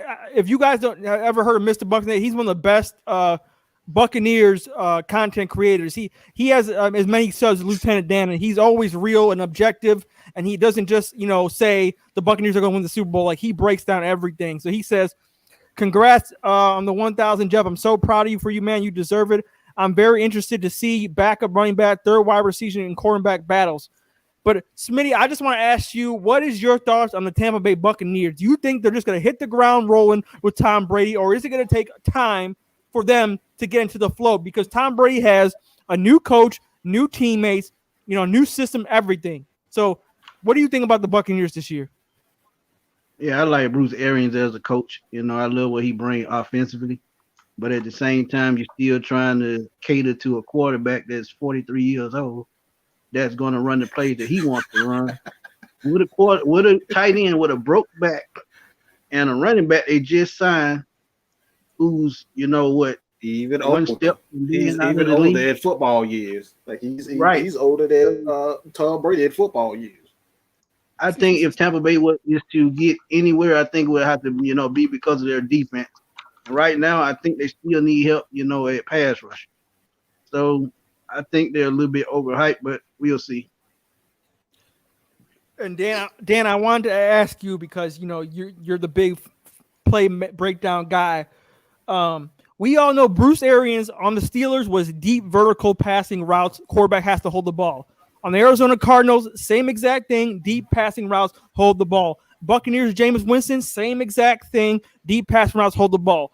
Tom Brady is West Coast timing, quick routes underneath. So when a Hall of Fame quarterback joins a team like that, does the team convert to Tom Brady and what he does, or does Tom Brady have to fully learn everything Bruce Arians does? Well, it's kind of funny because I'm not trying to avoid the actual question here, but I think it's going to actually be a little bit of both. They're going to take deep shots down the field because they're going to want to high point with their really tall wide receivers. But Tom Brady's arm isn't going to allow them to be able to do that every single game. Like they won't be able to do that every single play and every single game. So I think what they're going to do is most likely break out some of that West Coast style out of play action and try to misdirect it for a deep or medium throw. And then everything else is going to be more predicated on whether or not they can get the running offense to work. Because otherwise, Tom Brady, you have to kind of conform to what Tom Brady is limited to right now, which He can still sling it, but you can see that he can't sling it every single time. So when you're throwing those types of balls, especially in a Bruce Arians offense, you need very fast pace and you need to be able to hit something accurately deep. And Tom Brady doesn't have that arm anymore. We are not seeing Tom Brady 2001 or when Tom came into the league. We're seeing Tom Brady 2020, and 2019 shows me everything that I need to know. Tom Brady threw lame ducks all the time, and when there was a bit of pressure, the ball was not accurate where it needed to be. There was a lot of luck that was involved in Tom Brady last year. So the way that I look at it from at least like Bucks Nation, Mr. Bucks Nation, who I just gave him a sub real quick because I wanted to give him a shout out. But I look at the Bucks and I say, if you can continue to morph this offense long enough for it to just score a few points and let your defense take control of everything else, then you're winning. You're winning games. You're winning games probably going to be 10-6 and potentially a wild card type team. I don't think they're going to win the division. I think New Orleans right now has a lot of momentum, has a lot to their team, and can continue to put up 30 points a game without really necessarily a serious question. But I think now it comes down to this, and this is for the Bucks and the Saints and the Falcons. And Jeff, I want you to talk about this for just a second because nobody's talking about this right now. Not a single person is talking about right now about this particular topic, which is back in the day, in Bill Parcells' time, they had 55 padded practices. 55 to start before the season, and that's preseason games. Yeah. In this day and age, you get 24 padded practices and a full set of practices of about 30 with 2 days as well. And that's not including preseason games. And now we are going into a season with zero preseason games and 14 padded practices before we play a live game on the 13th or 14th, whenever you're playing your first game. It's a lot of injuries. And there it is, right there. We're seeing baseball players with just as little time to prepare, coming off Tommy Johns and major injuries, going straight out with little to no preseason baseball, and they're getting hurt and dropping like flies. Think of the NFL, every single game of every single team, all 32 teams. Every single game, there's at least 5 people that get hurt. And 2 major injuries, one that is usually several months long and another one that's usually a few weeks long. And we know this. So if you're Atlanta going up against the Seahawks in Atlanta for your first game, you're playing safe. And if you're the Seahawks, you have to play aggressive because you need to win this away game, and it's also an NFC opponent. So you need to win this game. This is a tiebreaker situation for you. And it's early in the season. That's crazy.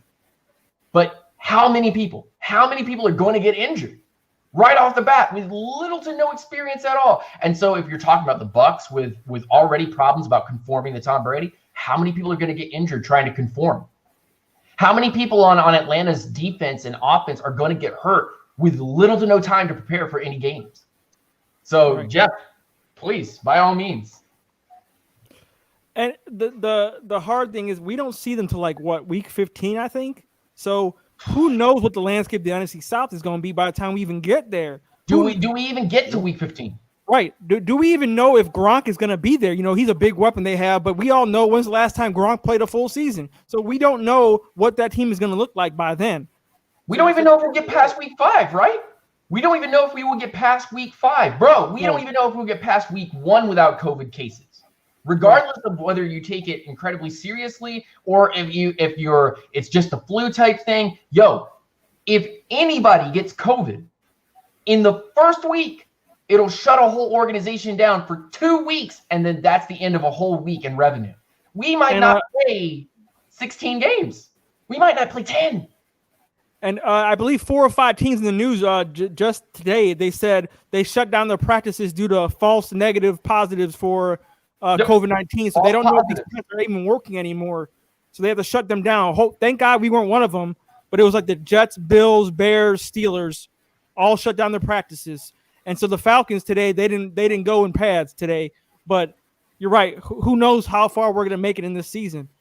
Mad Mike, Calvin says, how many sacks do you think Fowler will get this season? And what do you think his impact is on this team compared to your Fowler? man, Vic Beasley? Everybody trying to test me today. Jeff Low with the blow, jokes. Jeff. Jeff Low with blow. the jokes. With the Hey, man, I'm feeling good right now. 1,000 subscribers. You got to give me one day. Come on, damn. Shit, let me feel stuff. I'm gonna give Jeff that one. I'm gonna give good job. Good job. Good job.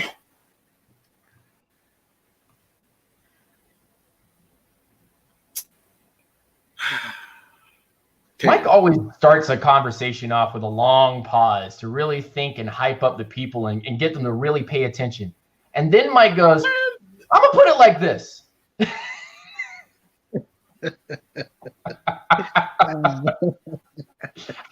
I'm gonna be straight with y'all. This is He be trying to fight demons inside his head. He wants to say some shit. It might get him kicked off the air. So he trying to think real hard how to act. Look at him. Go ahead, Mike. Mike, keep it real. This is real tough live. Mike, you can say whatever the fuck you want. Go ahead. He trying to think of the cuss words to come out his mouth. Y'all give him time. hey. No, I'm calm. I'm nice today, man. It's a good, beautiful day. We can all feel that Man, Mike is who so you nice. think you We're talking all to, coming man? in with our knives and shanks and giving him the a little bit of Hey, man, look. His new channel, How Calm many Mike Sports. sacks? Go ahead. Fowler. Brand new channel, Calm Mike Sports, coming at you live. Go ahead. That ain't gonna Hey, never man, happen. hey. Everything's good today. Everything's okay. Everything's fine. No Mad Mike today. It's gonna be calm Mike today. Who the hell is this Mike? It might I come don't know if I'll really subscribe to this channel. This is too calm for me. I almost went to sleep. Is this ASMR? God damn. Hey, man. Ooh. Hey, I'll just say this, man. I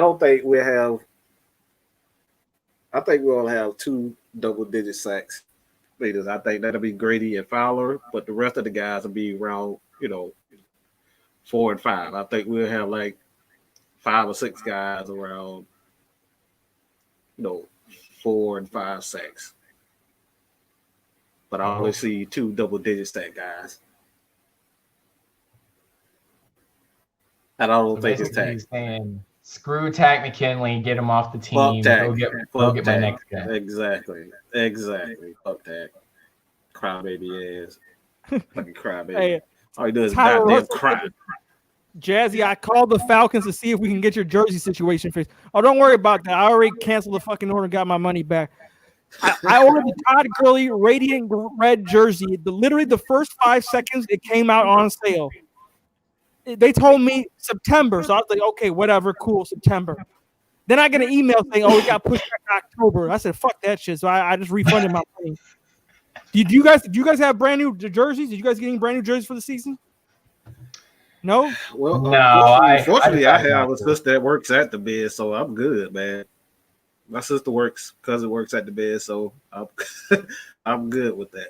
It's me. I Always don't got really have a lot plugs. of He issues. tells anybody he has plugs. And then all of us go, man, we really like to get jerseys and stuff. Mike's man. over here just ordering new granite jerseys and just like, Saying, oh, hey, I man, don't I'm have it. just I don't saying, have it. man. But Life big is box good. it up. Life is good right now. I'm good, man. Jeff always there in Chi-Town, man.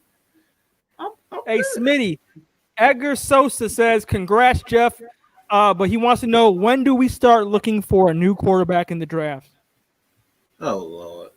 Hey, let me Man, answer that. how many times they Let gonna me say answer. something about this, man? I'm gonna get some water because I'm not getting into this combo. Not this one. This one, no. This one's Hey, a no you're not for doing me. that. No. Not happening.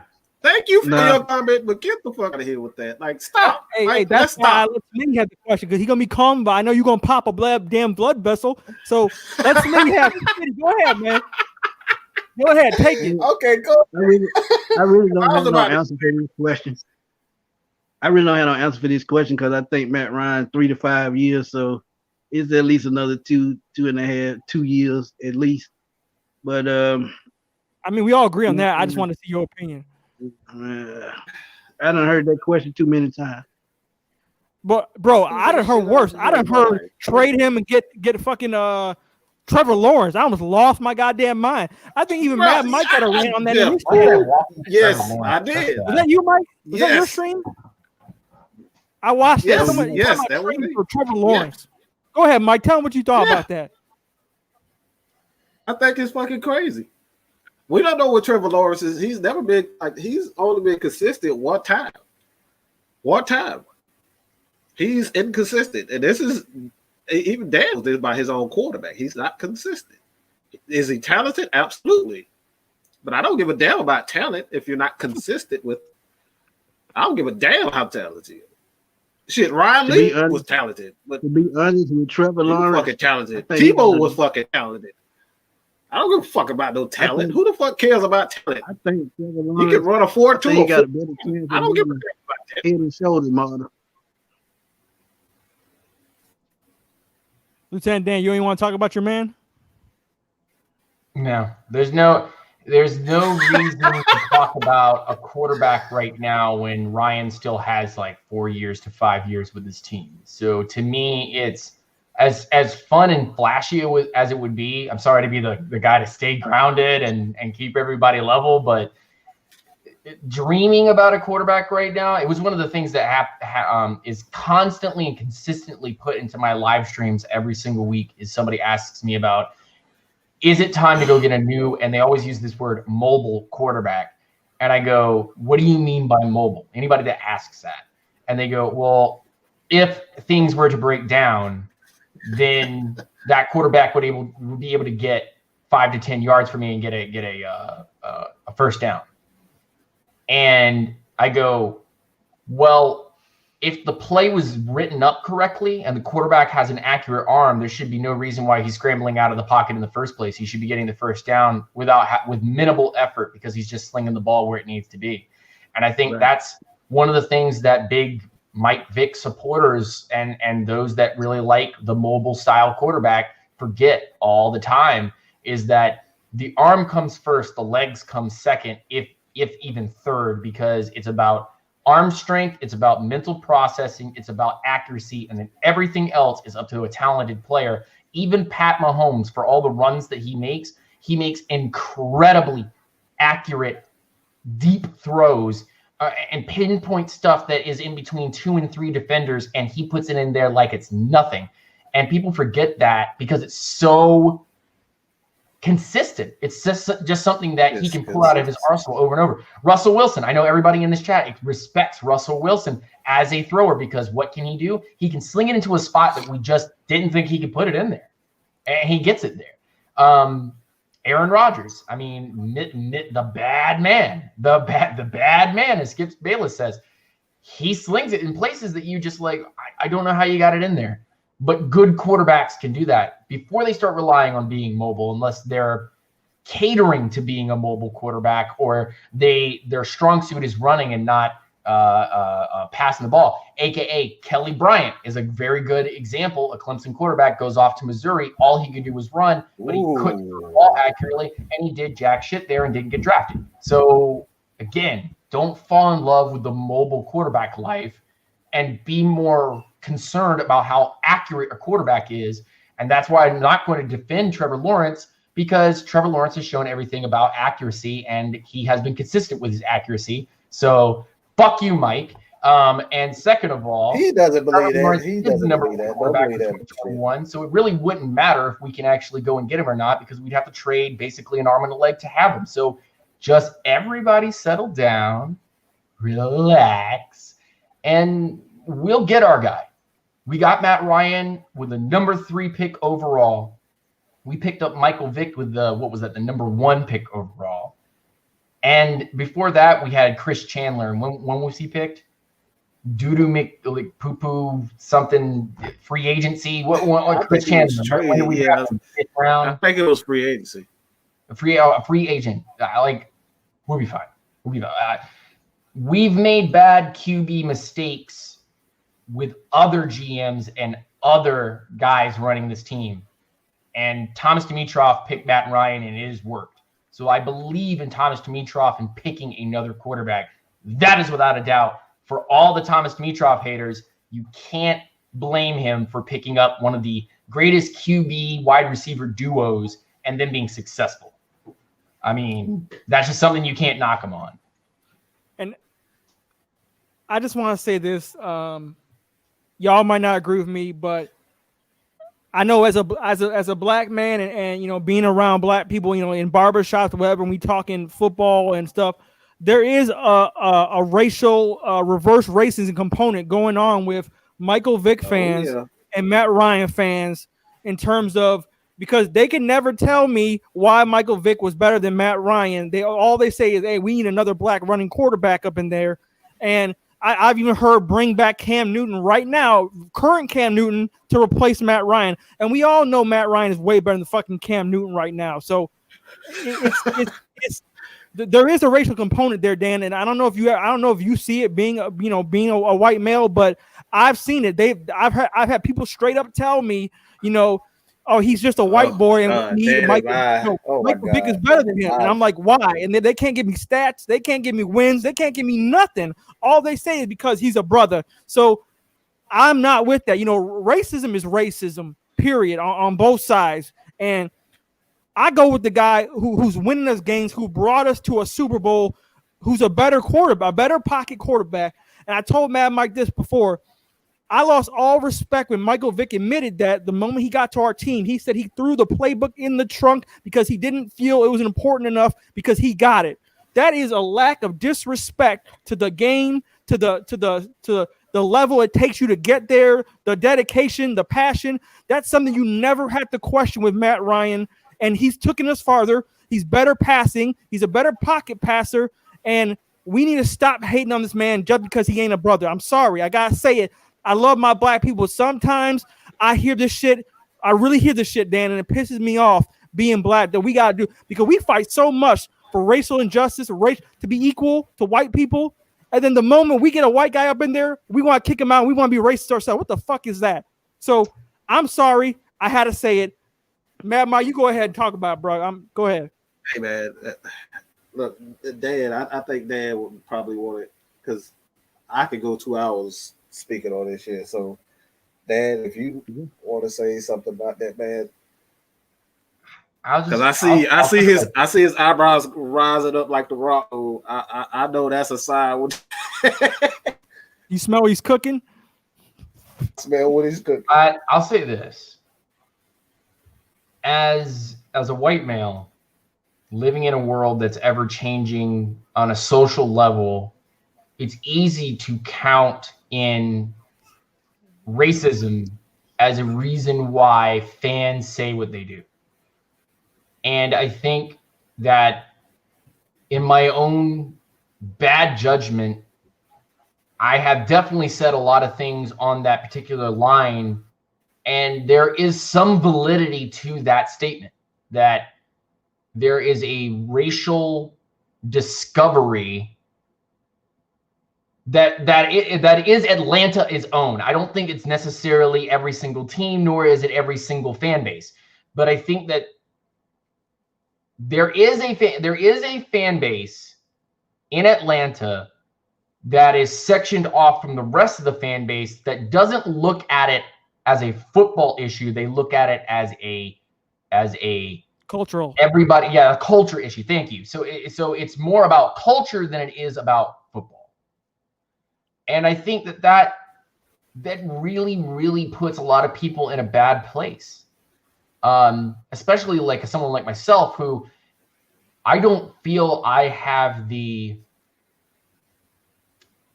don't believe I have the validity to talk about this subject. But touching on it briefly, however so brief, I can say this. If it's about the game, Jeff's right. There's nothing that Michael Vick has done that Matt Ryan has not done as a quarterback, or has beaten Mike Vick as a quarterback. If we want to talk about Mike Vick as a running back versus Matt Ryan, Mike Vick has done so much. If we want to talk about the product of being a dual threat quarterback, we can talk about that too. But Matt Ryan has done more for this team. And go watch my Matt Ryan rant video. Yes, sir. There's more done with Matt Ryan in a large pool. In the worst of years, in the best of years, Matt Ryan's done it. Mike Vick didn't. He didn't care about the city. He didn't care about the people. He didn't care about the fans. But we, as fans, and that small section of fans that were more culturally in it than they were about the actual game, they were into Mike Vick too. And they went to bat for him. They swept the dog killing stuff under the rug, which is a whole nother can of worms that I don't want to open up. But at the end of the day, Matt Ryan has done so much, and Vic never did any of the stuff that we as fans. I mean, let's put it this way: think of a young 14, 13-year-old white boy out in the street with tons of other kids from all different races and all different ethnicities, running around screaming that he's Mike Vick and trying to throw the ball halfway out of bounds, like Mike Vick. Yeah. Think about a white kid wanting to be like Mike Vick. Yeah. That was me. I wanted to be like Mike. We had Mike Jordan and Be Like Mike. Everybody in Atlanta wanted to be like Mike Vick.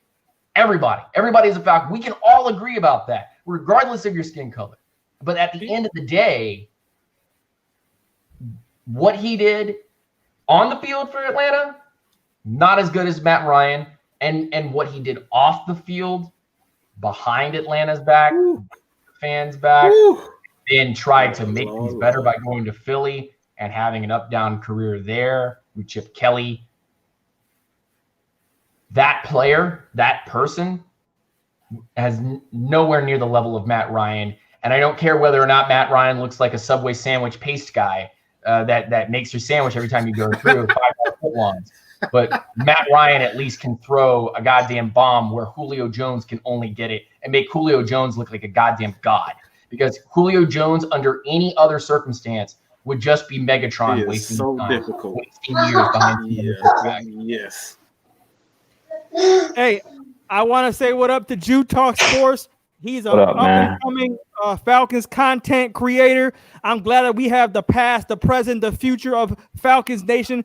Jew Talk Sports, take it away. What is your channel is about, and what do you bring to the table? Hey, man, I appreciate y'all having me on. I know I'm jumping on super late. I done seen you guys on, and I wanted to hop in. Jeff said hop in real quick. So y'all definitely go sub my channel, Jew Talk Sports. Every Friday night, y'all check me out, Mad Mike Sports. Y'all check us out, K Styles Kevin, Red Cup Ranch 2. Y'all check us out, man. All thing Atlanta Falcons. Man, we're gonna talk about everything. I like hearing from the fans, man. I like hearing from all the subscribers out there, all of the fans out there. I love doing the Q&A sessions with all of you guys, man.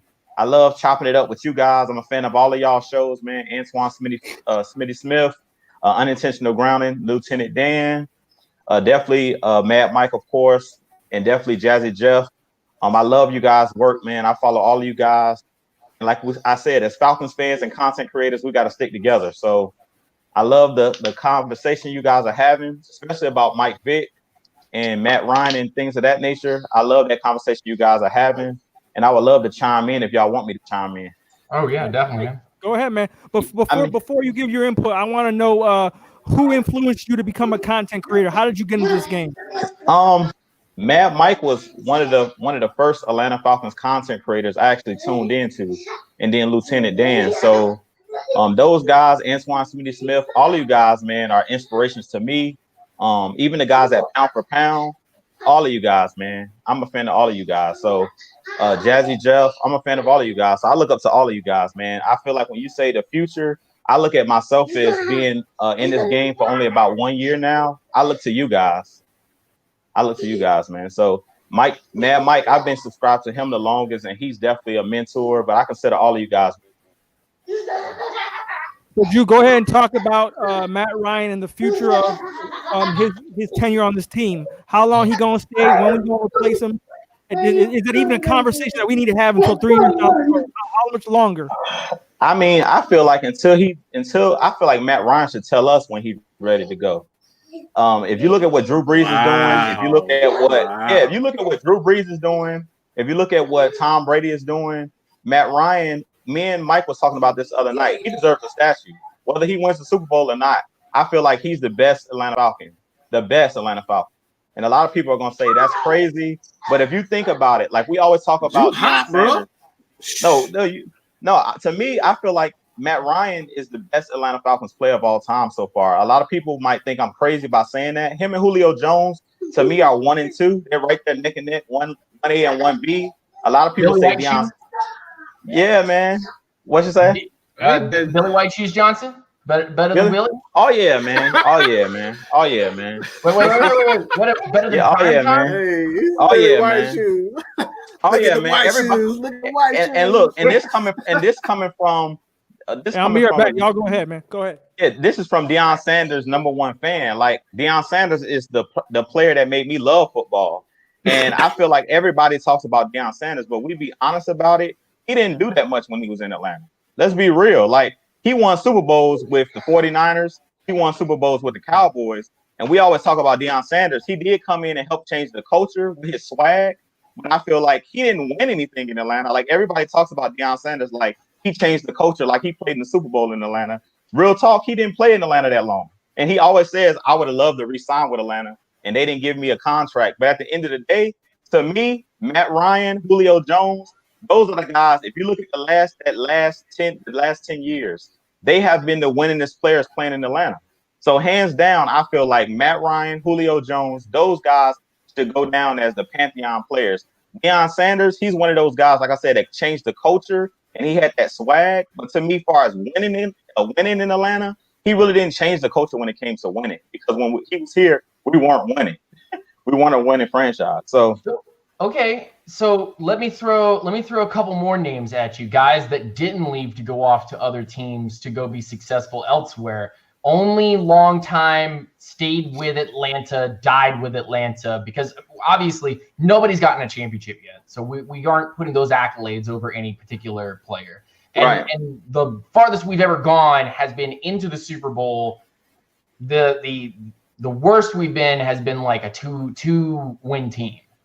Right. So speaking of pretty much on everybody has a level playing field and who's given us the most winning. Yeah. I'm going to name two guys, and you tell me if these guys are in that same group or if they're a level or two down. Go for it. Jonathan, USS Battleship Babineau. Love Jonathan Babineau. Oh, and Roddy White. Oh, man, I love Roddy as well.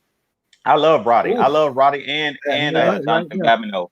But if you had to say we're giving one player a statue, or they say who you taking, if this was a draft, give me Matt Ryan or give me Julio. And I love Jonathan Babineau, but to be honest, I'm not building a defense around Jonathan Babineau. And I love Jonathan Babineau. No disrespect to him, and I'm not building an offense around Roddy White. If you tell me I can give you Roddy White for 10 years or I can give you Julio Jones, who you taking? To me, Julio Jones is more of a game breaker than Roddy White was, and I love Roddy White. To me, he taught Julio Jones the ropes, but to me, he wasn't as explosive as Julio was, and he didn't change the game the way Julio does. You have to double team Julio Jones. When Roddy was on this team, he wasn't a player you had to double. He was a good player, don't get me wrong, and he was a Pro Bowl style player, but he to me didn't have that explosiveness. When you can go for 3 bills in a game like Julio, you basically damn near can win the game by yourself. Dang near. Okay. I'm gonna put down. I'm gonna ask the group a question. Jeff, do you mind if I take control for just a second? I want to throw a couple questions at all of y'all. Go ahead, bro. Kind of because we're celebrating Jeff's 1,000 subscribers. It's growing as we're speaking right now. I'm coming for you, Mike. I'm coming for you. Hey man, Dan is on top right now. I'm like 200 behind him. Smitty, I'm on your ass, bro. I'm on your ass, Smitty. I'm on your ass. Yeah, you right there. But let's throw this question down real quick. Of all the Falcons wide receivers that have been with this team up to this point, who's your not favorite as in who's the best or who of all the wide receivers, which one do you think would beat all the others? Who is your personal favorite Falcons all-time wide receiver, regardless of whether or not they stayed with the team or not. And let's start with Mike.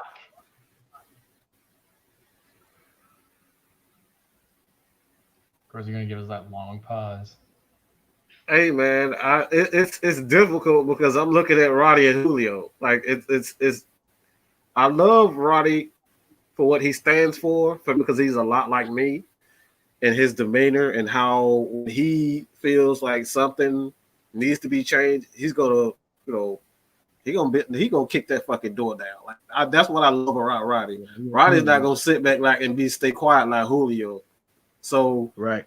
In one aspect, I would say Roddy just on his mentality, but when you're looking at skill set, Jerry Rice said this. Jerry Rice, Larry Fitzgerald, those respected guys in the game. When they tell you that this guy has absolutely no weaknesses, you might want to pay him some attention. You might want to listen to the GOAT when he's talking about Julio is the fucking real deal, okay? The guy has no weaknesses. The only time you can slow Julio down is one, when Matt Ryan is not trying to throw him the ball, and two, he's on the fucking sideline. That's it. You can't do nothing about that fucking animal. It's nothing you can do. You tried to triple team him. You tried to double team him. You tried to play for 2, 3, 4, 5, 6. You tried to do everything to Julio, and it didn't do you any damn good. 300 and how many yards it was? Come on, dude. That's a good clip of Josh Norman when Julio Jones goes off for 300 yards. And Norman, it's a quick clip. Yeah. Norman looks at the screen and goes, Julio Jones has 300 yards? What? Are you excuse me? Who's that? Yes. Oh my God, it's against Carolina. Jeff. Yes, and that's what I mean, bro. Falcons wide receiver. Go. I'm going to say Julio Jones, and I'm going to say it for a different reason. I'm going to say it because of the type of person he is. I'm more old school. I grew up, watching, Michael. I seen Michael Jordan live in person in the United Center when I was a kid. I saw him in the playoffs. I went to the game versus the Utah Jazz. And Michael Jordan, in the same regard as Julio, he didn't give a damn about the stats. He wondered, did I win the game? Was I successful? Did I make the playoffs? Did I make the Super Bowl? And that's what I love about Julio Jones. He's not like these diva little bitches on social media complaining about their stats, their money, or anything else. AB, one game that was famously noted, the Steelers won the game, but AB got like a couple catches in the game, and he still was mad about that. And that, to me, is something Julio Jones would never, ever do on this team. He wants us to win. It don't matter if he has no catches and really is going off because we won the game and he's a leader. He's Mad Mike says he's quiet and he likes the swag of Roddy White, but I like the fact that he's quiet because it makes him even scarier. The defenders on the top 100, when they talk about Julio, they say, I don't know what he's thinking because he shows no emotion on the field. He's so damn quiet and focused on running the damn route. It almost puts fear into you because you don't know what the guy is thinking. When a wide receiver is over emotional, you know what he's gonna do. Like an Odell Beckham, you can make him an emotional bitch and it'll fuck up his game. You're never gonna get into Julio's mind and fuck up his game. He won't allow you to do that. Right. And that's what I love about Julio Jones. Josh Norman had Odell Beckham rattled. He shook him, he pushed him a couple times, got in his face a couple times, and Odell falters under that type of pressure because he cares so much about what people think about him. He cares so much about being popular. Julio Jones does not do that. When the offseason is over, he ain't at parties, he ain't at clubs, he's away getting his peace of mind, and he's fishing. That's all the fuck he does. And when it comes time to work, he's coming in and putting in the work. And I respect everything about him. He's a once in a generational, not only talent, but player that you'll never see again. He has an old soul, and that's what I respect about Julio Jones. That's why he's number one in my opinion. Smitty? I had to say Julio Jones, but I'm the granddaddy of the group, and I watched Andre Rison his whole career in Atlanta. And I would say, during his time in Atlanta, he was a top 3 receiver behind Sterling Sharp and Jerry Rice. And he left it all out on the field. And let's not forget, he played with Chris Miller. So I would have to say Andre Rison would be my favorite Falcons receiver. Jew, what you got, man? Who's your favorite Falcons wide receiver? Man, it's out of Roddy White and Julio Jones. I'm going to go with Julio Jones because of all the reasons that Jazzy Jeff just said. I mean, I've talked about it numerous times, and I really think if Julio Jones had the personality of like a Terrell Owens, he would get the respect that he deserved because he would demand it. But because he's so ill, and to me, he doesn't talk a lot and stuff like that out in the media, it doesn't make him that marketable. And I think that's the biggest thing with Julio Jones. If he was one of those guys that ran his mouth all week long before the game and gave the media what they wanted, I think that he would get more respect from everybody around the league. I think the guys in the league respect him, but I think the media people, you know, they don't pump him up and put him in commercials and things of that nature because he doesn't carry himself in that fashion. How Jazzy Jeff said, you don't see Julio Jones outside of football. So I think that's the biggest thing with Julio Jones. I love Roddy White, though. I love what Roddy White represented. He had that toughness. He was tough as nails.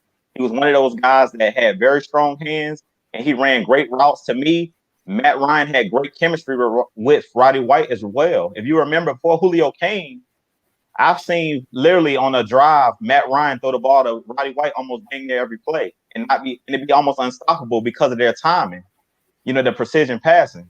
So I love Roddy White, but I just think that Julio Jones, he has no weaknesses, as Mike was talking about. With Roddy White, as he started to get older, you start to see his skills, you know, his speed and those things start to deteriorate. And I haven't seen that with Julio.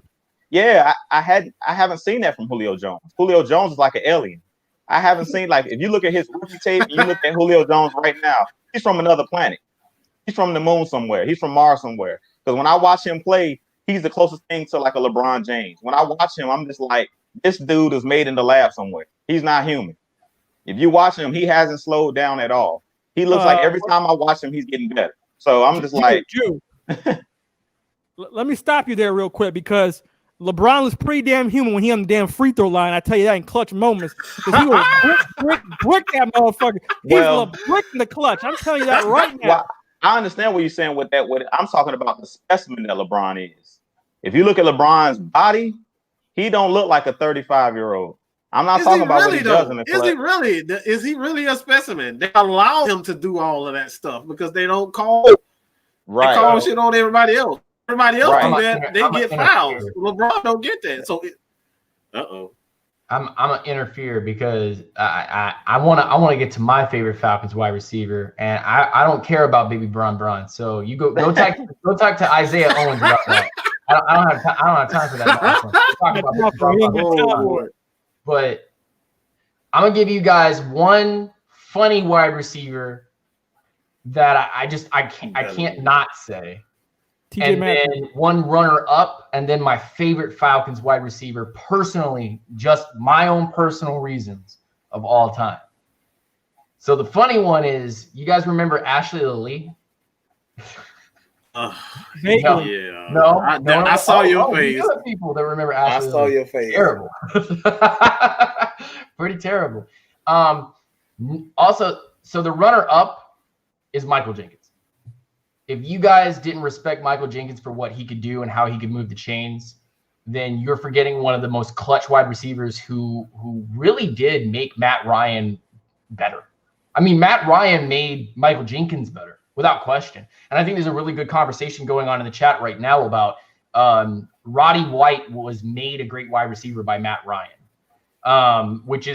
that could be an interesting topic if you guys wanted to talk about that. But without Michael Jenkins, there is no last-second kick to beat the Bears. Like, remember? Yeah. There is no last-second kick to beat the Bears. That was a clutch route. That was a clutch route he ran. Without Michael Jenkins, there is no first Matt Ryan touchdown on his first professional pass. Yeah. That happened. That was history. That was made. That was real. That's called clutch. Hey, Dan, careful. My brother just joined the stream, and he's a diehard Bears fan. I don't want you to piss him off. was that Grossman? Was that Grossman trying to throw a touchdown in the back of the end zone with seconds left, and then what was that? Matt Ryan with only 8 seconds left, throws a 59-yard bomb or something and gets them in field goal range and kicks a game winner and says, "Get the hell off my field." Yeah, I remember that. That was a great time. It's fantastic. Nah. Wow. Don't remind him of the Austin Hooper stiff arm. Don't remind him of that game. Oh yeah, wide open in the middle of the field, uncovered. Damn, Mike. Where'd that guy? You said that's Guy. I remember somebody catching the ball, but Austin Hooper was that guy? Wow, I can't believe it. He's so slow. He could have had a touchdown. Dan, I just want to know, Dan. He's still sitting out there on the field waiting to go get that touchdown. He still hasn't gotten it. God damn. No, but on a serious note, my favorite Falcons wide receiver of all time is Tim Dwight. I absolutely adored how tough and physical Tim Dwight was as a wide receiver here in Atlanta. And we did trade him off to New England, and he had a successful career there in New England. But he was also a great punt returner as well in Atlanta. So Tim Dwight, I know he's not Brian Finneran, but Tim Dwight was a clutch wide receiver, somebody that was probably the original start for the mold that is Wes Welker and Julian Edelman today. So if you kind of want to give a little bit of props to Tim Dwight for creating that prototypical wide receiver you see in New England now, or targeted by certain teams. Hunter Renfrow is in this league right now with the Raiders being successful because of Tim Dwight and him doing what he did in Atlanta and then what he did in New England. So doors are open by certain people, and I just wanted to give a shout out to two of them and then laugh at Ashley Ali for just being pitiful. I feel bad for your bro, Mike, man. I feel for him. He was terrible also. Terrible. See, that name is outlawed here in Atlanta. We don't speak that name. We don't speak that name whatsoever, okay? No. All right, I got another question for you. Of all the Falcons players that you've watched. Before you do, Dan, I just want to say shout out to everybody who joined my stream and helped me get to 1,000 subscribers. I really appreciate it. We're having a good time in here. Up to 37 people in the chat. Please subscribe to your man Spitty Sports Machine. Please subscribe to your man Intentional Grounding. Please subscribe to Man Mike Sports. Please subscribe to Jew Talk Sports. Without these guys, I wouldn't be here. So I appreciate everybody in the comment section. Dan, go ahead, man. So here's my next question for you guys. I'm actually going to change it up from my original question that I was going to ask, but we're living in a day and age right now where running backs are kind of a dime a dozen. I mean, you either have them or you don't. I mean, you're a running back by committee or you have a lead guy. But what running back do you believe didn't get enough of a chance in Atlanta or should have been given more of an opportunity in Atlanta to show his stuff? And I know the immediate answer that's going to come out of everybody's mouth, so I'll give it to Jeff first because no. This is Jeff's video. This is Jeff's live. So Jeff, tell me. I know what y'all gonna say. You're gonna talk shit because that's what he thinks. Kevin Coleman is better than Devontae Freeman. I'm sorry, he said it. He's always setting shit up. Kevin Coleman is a better receiver. He blocks better. He hits the holes better. He's faster. He's more explosive. Devontae Freeman dances around, can't break tackles, runs sideways, gets injured all the time, makes way too much goddamn money, and blew the goddamn Super Bowl. You know what I'm talking about. Couldn't make a block on Dante Hightower to save his life. But that's not the answer I'm going, Lieutenant Dan, because I know you're trying to set me up to get blasted on, but I ain't going to let you do it today. You ain't going to do it today. So my answer, I want to say is, damn, I would have wished we got Michael Turner a lot earlier in his career, but my answer would probably be Jason Snelling. I like what I saw from him, and I don't think he got enough run in Atlanta. Jim, what you got, bro? Oh man, so you said the most underrated, like a running back that didn't get a chance. Running back you think should have gotten more of an opportunity here in Atlanta to be more of an every down guy. I'm gonna talk about somebody on the team currently. I've been singing his praises on Red Cup Rants, and that's Brian Hill. I'm a big Brian Hill fan. I'm a huge Brian Hill fan. I was coming into your live streams, Lieutenant Dan, talking about Brian Hill. I remember when I was doing my videos in the preseason last year, and everybody was singing the praises of Quadre Olison. And personally, I'm more of a fan of Brian Hill. Okay. I love Brian Hill, man. Woo. Even when he got cut, he was on the practice squad. I was a fan of him when he went to Cincinnati and then came back because I love guys that grind. Ooh. The biggest thing with Brian Hill was everybody said he couldn't catch the football. That was the biggest thing. Everybody said he can't catch the football. He can't catch the football. To me, when I watched Brian Hill play, his game reminds me of Seattle's running back. I made a whole video talking about he puts me in the mind of I can't think of the kid's name, the starter for Seattle. He puts me in the mind of his body style of their current. Yeah, Chris Carson. That's what he reminds me of. So I really think he could be a starter. He's not flashy. He doesn't do anything that's going to like wow you. But to me, he's one of those guys that's going to go north and south. He's going to get the yards after contact, and he can catch the football. So to me, he can do it all. Being that this is Jeff's live, and I don't want to come at him because I've talked about this on the Red Cup Rants about guys talking about Tevin Coleman over Freeman. I really don't want to go there because I don't want to get, go there and go left. It could be a barbershop conversation. But we can go there. Freeman is my guy. Freeman is my guy. So those guys that are doing the hindsight 2020 crap, I hate that because it's not hindsight, bro. I've been on this for years. Yeah, man. Well, not just you. It's not just you, Jazzy Jeff. It's even my subscribers. They come to me and be like, see, after Freeman got hurt, everybody's like, see, he didn't deserve the contract that he got. But I tell people all the time, hindsight is 2020. If you look at the Rams, what they just did with Todd Gurley, before he was the offensive player of the year, and then he was balling out. Then he got injured, and everybody's like, well, he didn't deserve that money. He earned that money when he was the offensive rookie of the year. Nobody knew that his knees was going to give out. Nobody knew that Freeman was going to start having concussion issues. Nobody knew that Freeman was going to have those those knee injuries. So I feel like prior to, he went to 2 straight Pro Bowls. He ran for over 1,000 yards twice. And personally, I was one of those guys his rookie season when he got in the game over Steven Jackson. I was like, why is this kid not playing? Because to me, he was better than Steven Jackson when he was on our roster. Bro, everybody was better than Steven Jackson that year. He was a fucking damaged goods piece of shit on that. Yeah, man. So remember when they were talking about him in practice? They're like, you can feel the earth shake when he runs on the ground. Steven Jackson is going to run over your teeth. No, you can feel his growing rip every time he touches the ground. That's what you can feel. Exactly. So who's your running back, dude? Who's underrated running back that the Falcons didn't utilize, or a guy that you feel like should have been given more an opportunity? I would have to go, and y'all gonna laugh, but I remember Jerry Norwood. Dude was crazy fast, could hit the hole, but injuries. Legs. What did Berman always used to do? He's like, nah, Jerry's Norwood. That's a bad joke. If Jerry Norwood had stayed healthy, I think he could have been, a major factor in Atlanta. Crazy fast. He even played special teams, so he could do it all.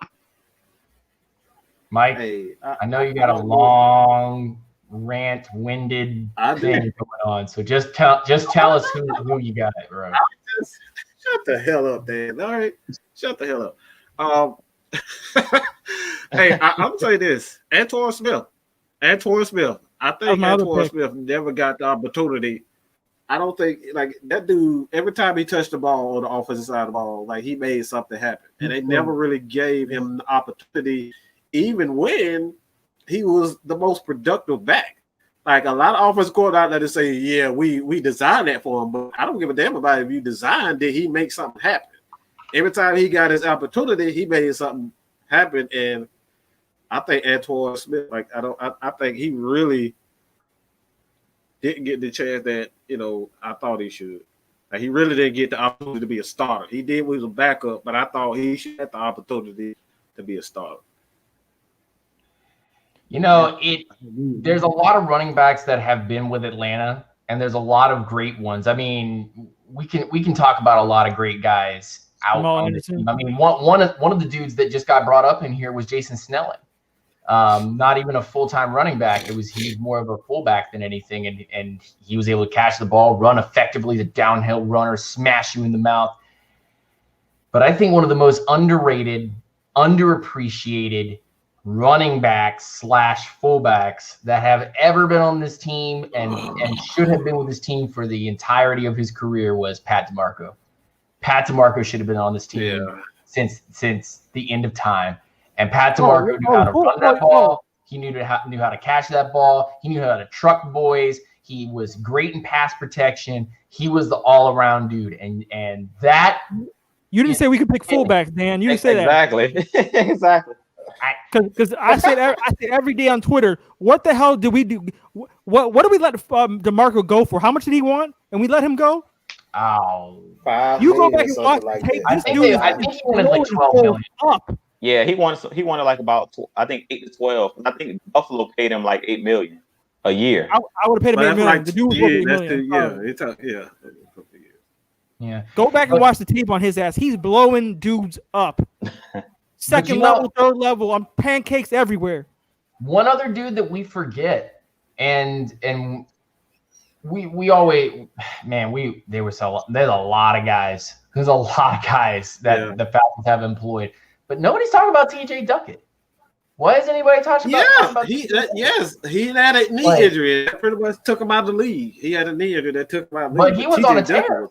Beast. He was on a tear. He was going to be killing it. But Anton Smith is a good one. Tevin Coleman, that's definitely charged. If you want to get into that, man.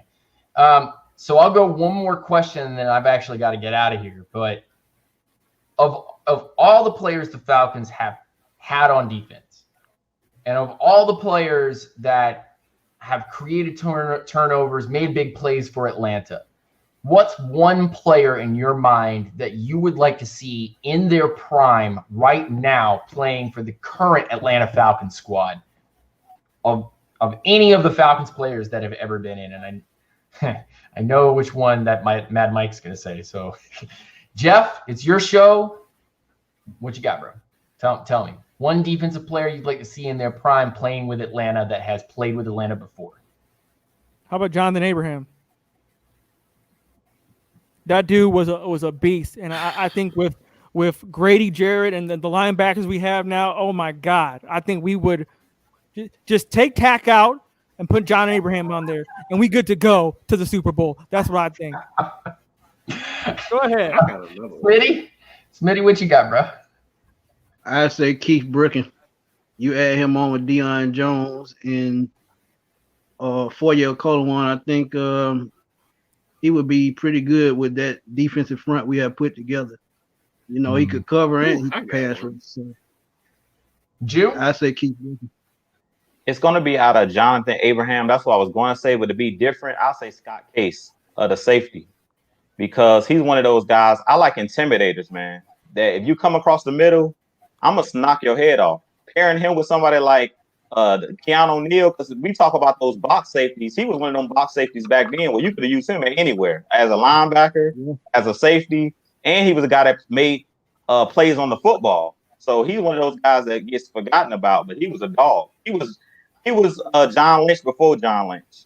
So that's a guy that I would say that nobody really talks about in Atlanta a lot. So Scott Case. Mike, what you got, bro? I know what you're going to say. Just go ahead and say it, bro. Do it. No, I'm not going to say. You know what I'm going to say on this one. Rod Coleman. I know a lot of people don't remember. They don't give him any respect when it comes down to defensive linemen here. Like, Rod Coleman was a mother freaking problem. When he was healthy, he didn't have that knee injury. If it wasn't for his injury, like, that dude was a problem. And you align him with Grady? Lord, amen.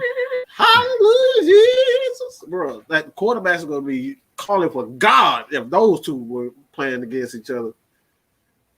Well, like, just think about that. It's like Aaron Donald and Grady Jarrett playing together in the middle. Like, what the hell are you going to – like, Rod Coleman was a problem, dog. Go back and watch the film on Rod Coleman. That dude was a problem here. Well, my guy's not flashy, but he pretty much finishes the top, what you would say, like 5 or 10 Falcons that you would want to bring back. But, Typical Dan, not flashy. Dan loves the meat and potatoes, guys. I like grinders, bro. Gruden grinders, bro. I like Gruden grinders. Meat potatoes, blue collar guys that get the fucking work done. Dan always says, "Don't fall for the shiny nickels." That's what he says. Nah, don't fall Oh, for that flash, bro. He gets Don't fall on for my that damn flash. nerves with that. Get it done, man. Get the nitty gritty boys in there. I need some Patrick Kearney in my life, bro. Oh yeah. I need some Patrick Kearney. That's Dan, nice. someone said in the comment section that Patrick Kearney's AKA Kaminsky. Yeah, well, that's kind of funny because I'm not looking at the chat right now, and I was about to say John Kaminsky can be your Patrick Kearney if given enough time and given effort. Yeah, you will get Patrick Kearney out of Kaminsky because Patrick Kearney was good at just being blue collar, setting in there, knocking down the run, creating havoc in the backfield, putting pressure on quarterbacks. And did he have flashy numbers? Not really. He was just there to disrupt. He was there like a Troy Polamalu. Troy Polamalu made flashy plays and got the meat and potatoes done. But Polamalu was a blue-collar guy. Patrick Kearney was a blue-collar guy. Jesse Tuggle was a blue-collar guy. They weren't flashy. They just beat the ever-loving shit out of you. They mollywomped. They took you to school and took you to Macon so they could serve you some bacon. Like they took you to Waffle House, Five Guys and fries. Jesus. But long story short, Patrick Kearney, bro. It has to be Patrick Kearney. It's funny I think if you put Patrick Kearney there on that strong side right now, and you had Dante Fowler Jr. coming off the other side with that whole host of boys in the middle of Brady, it's over. It's over. That's solid enough for me to be able to be like, yeah, pretty much over. I guess I would let go attack. I guess I would let go attack when he could be there. I guess it's fine. Whatever. No, you don't have to do that. He'll just cry his way off the team anyway. He'll go home and pout. Fuck you, I Mike. want to play anymore. I want to go to Dennis. I want to go to Dennis. I want to be with my friends. Wow. Didn't have to go there. But I see the late dig before I leave, huh?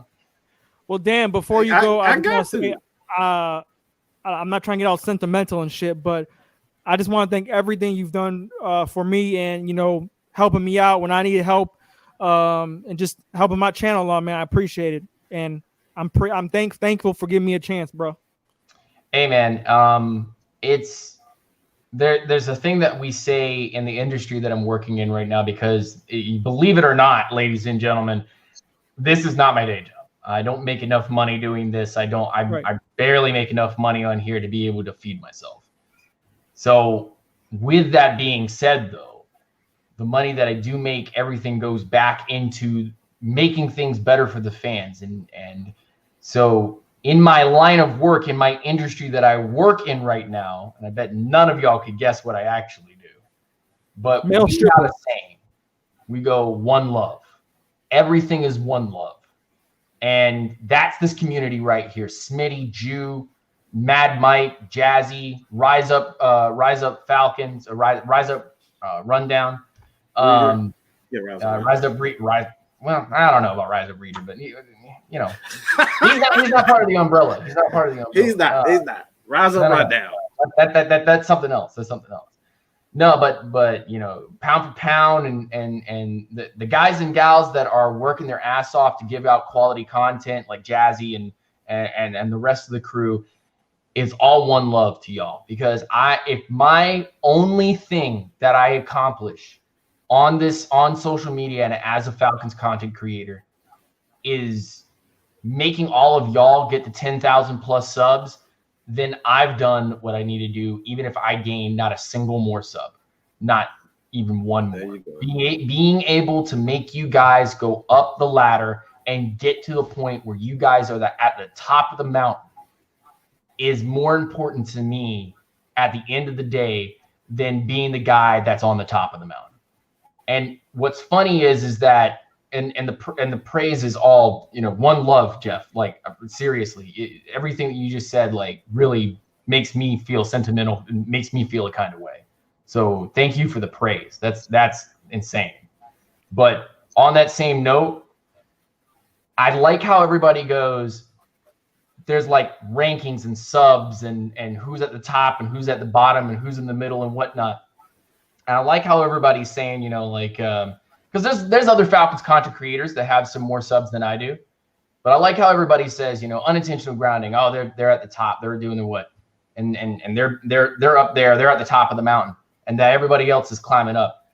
Buddy, I'm only halfway there. I'm only halfway there. That's it. And everybody's trying to say that guys like myself are at the top. I'm only halfway. The rest of the mountain's all the way up there. So we're gonna get there, man. We're gonna get there. Every single one of y'all is gonna get up there. Every single one of y'all is gonna have some type of influence, big or small, on this community.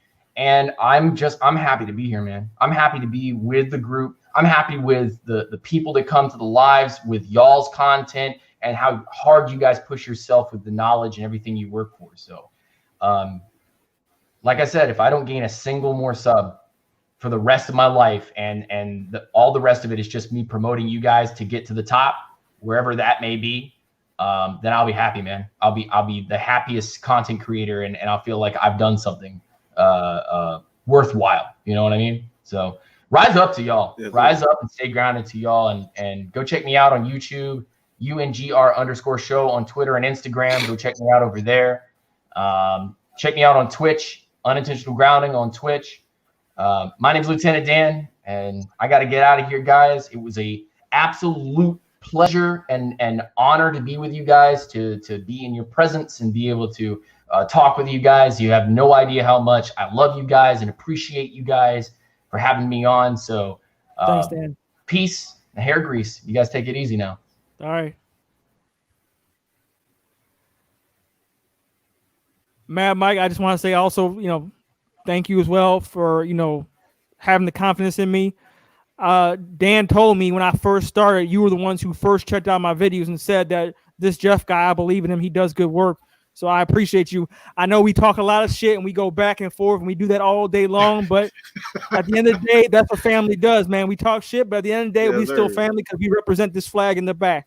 So I appreciate you. Utah Sports, man, you remind me of me when I first started, you know, trying to find your way, your style, just be you, and, you know, just do your thing and don't let anybody knock you off, because there's going to be haters out there. Don't let anybody knock you off. You keep doing what you do. Smitty, you know, you the old wise one of the group. You the Yoda of the group, you know. So but I respect your grind, man. You make videos all the time, and I just, you know, I love Falcons Nation, man. I do this for fun. And like Lieutenant Dan said, you know, make this a passion. Don't make this your full-time job. Don't bank your whole YouTube life on your channel, man. Do something else. Have a job besides this. So, you know, after I do my real job, I come on and do this just like Dan, because, you know, I do this for fun. You ain't got to pay me nothing. I'll do this for fun. So that's my advice to new Falcons content creators. Don't make this your job. Make it your passion. Have fun, man. Be passionate. You're absolutely right. So I'm gonna start ending the stream right here, and I just want you guys to plug your channels real quick. And if you have predictions for the season or record prediction, just let me know what it is. So Smitty, I'm gonna start with you, man. What is your channel about? Where can we find you? And do you have a prediction on the season? Yeah, you can find me all over social media, every platform from Twitter, Facebook, YouTube. I even blog on sportsblog.com. You know, well, goddamn. I try to do it all. But find me, like I said, find me on all platforms. It's Antoine Smitty Smith. And my channel is about, you know, Falcons content, Atlanta content as a whole, because I'm a homer all the way. I do Braves, Falcons, Hawks. I do it all. And like I said, man, shout out to Mad Mike for, you know, keeping me on a straight path, because he had to cuss me out a couple of times to keep my head on straight. Oh, I cut because I cussed his ass out time. Yeah, because he took some he took some ideas of mine, and I said, look, it's okay to take ideas of mine, but I want you to be your motherfucking self. You can't be Mad Mike. Be your goddamn self. That's what I tell you the same thing. Don't try to be Mad Mike, because there's only one. There's only one Jazzy Jeff Real Talk, and there's only one Mad Mike, and there's only one Smith. There's only one Jew. Be yourself. That's right. So, Smitty, do you have any predictions on the season, real quick, before we go? We talked about it. I'm still at 10-6. 10-6. I think we'll go Playoffs? 4-2 in the division. So yeah, 10-6. All right, Mad Mike, it's on you, man. Where can we find you on your channel, and what are your predictions for the season, bro? Mad Mike Sports on YouTube, Twitter, Instagram. You can also find me a Strictly Prohibited Network. Jules, a part of We Do Red Cup Rants. That's really it, man. I'm just happy to be at 4,000, man. Like this has been a journey for me, and I love you guys for that. Like I don't take it lightly when people actually come on my channel and respond to the content I put out, because I remember making videos when I didn't get one motherfucking comment. I was like, what the hell am I doing wrong? Okay, what the hell am I doing? Am I boring? Like, I'm questioning myself. Nobody is answering. They looking at the video, man. Nobody commented. So, look, I'm definitely appreciative, and y'all know as content creators, like this is a journey, man. I don't take anything lightly. So come, Matt Mike Sports, engage, man. It's all love. Come and talk some shit, and that's what we do. And like I said, man, it's all love here, dog. And your prediction? I'll say 10-6, man. Win the division. Okay. And just to piggyback off what you said, man, when I first started, before I had a channel, I always appreciated the content creators I looked up to, that they actually took the time out to comment back on my comments. And I always said, when I make a channel, I'm gonna make sure I go through every single comment and I will reply back. So I'm still doing that, because I just want to let people know that it's never too bigger. It's never bigger than the people. Falcons Nation is why we are here. So I will always give respect to Falcons Nation. I'll always go back and comment, because I remember how it felt like when people gave me that love. So that's a big deal to me as well, Mike. Utah Sports, it's on you, bro. Where can we find you, and what's the prediction on the season? Y'all can find me on YouTube, Twitter. Like we said, like Mike was saying, Red Cup Rants 2 every Friday night from 8 p.m. to about 10 p.m. So it's about 2 hours. We do Q&A sessions. We talk about all things Atlanta Falcons. So y'all definitely join us. I'm trying to be the next one getting to 1,000 subscribers. So y'all help your boy get to 1,000. We're almost at 500. So hey, look, we about to get to 1,000. Let's do this thing big, man. Like I'm just like what Jazzy Jeff say. When one eat, we all eat.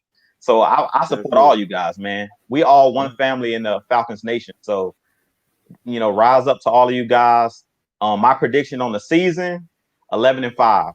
I really think that this team is going to be similar to 2016. These rookies that's coming in, I said it on Red Cup Rant. I really think these guys that's coming in, Marlon Davidson, AJ Terrell, I really think they're going to have that impact like Deion Jones and those guys had, Grady Jarrett had in that season as a rookies. So I really think that 11-5 going to win the division. And then I think that these guys are going to take off. We're going to get hot towards the end of the season. And I can see that carrying over into the playoffs. Of course, once you get in the playoffs, anything can happen. So all I want our team to do is get in the dance. Once you get in the dance, anybody can be Cinderella. But you got to get there. Yeah. Be in the dance to win the thing. So if we can get into the dance, we scary once we get there. So 11-5 is what I'm calling. That's what's up. So you can find me on Twitter at Jazzy Jeff Real T1 or my YouTube channel, Jazzy Jeff Real Talk. I got the Falcons going 10-6, getting into the playoffs. And so I just want to thank everybody for joining the stream. Everybody in the comments section, I apologize if I didn't get to all your comments or questions. I will do live streams all season long, do videos all season long. We're going to try to collaborate more with Utah Sports and Mad Mike and Smitty all season long. And so I just want to thank everybody. I got a new custom logo I'm making right now, and I got a new custom intro video I'm making right now. So things are going to be taking off, and I'm coming for 2,000. I'm coming for Smitty, and I'm coming for Mad Mike Sports. But it's all love, though. It's friendly competition. There you go. The friendly fire is coming. I'm going to start shooting at y'all in a minute. So just get ready when I start coming. Hey, come shoot, man. Shoot. I love shooting. I love it. With that being said, I'm going to get out of here. This is your boy, Jazzy Jeff. Real talk, real Falcons talk for real Falcons fans. And it's always no gimmicks. And as always, Falcons Nation, we rise up. Thank y'all for coming to the stream. Peace out, y'all. Appreciate it.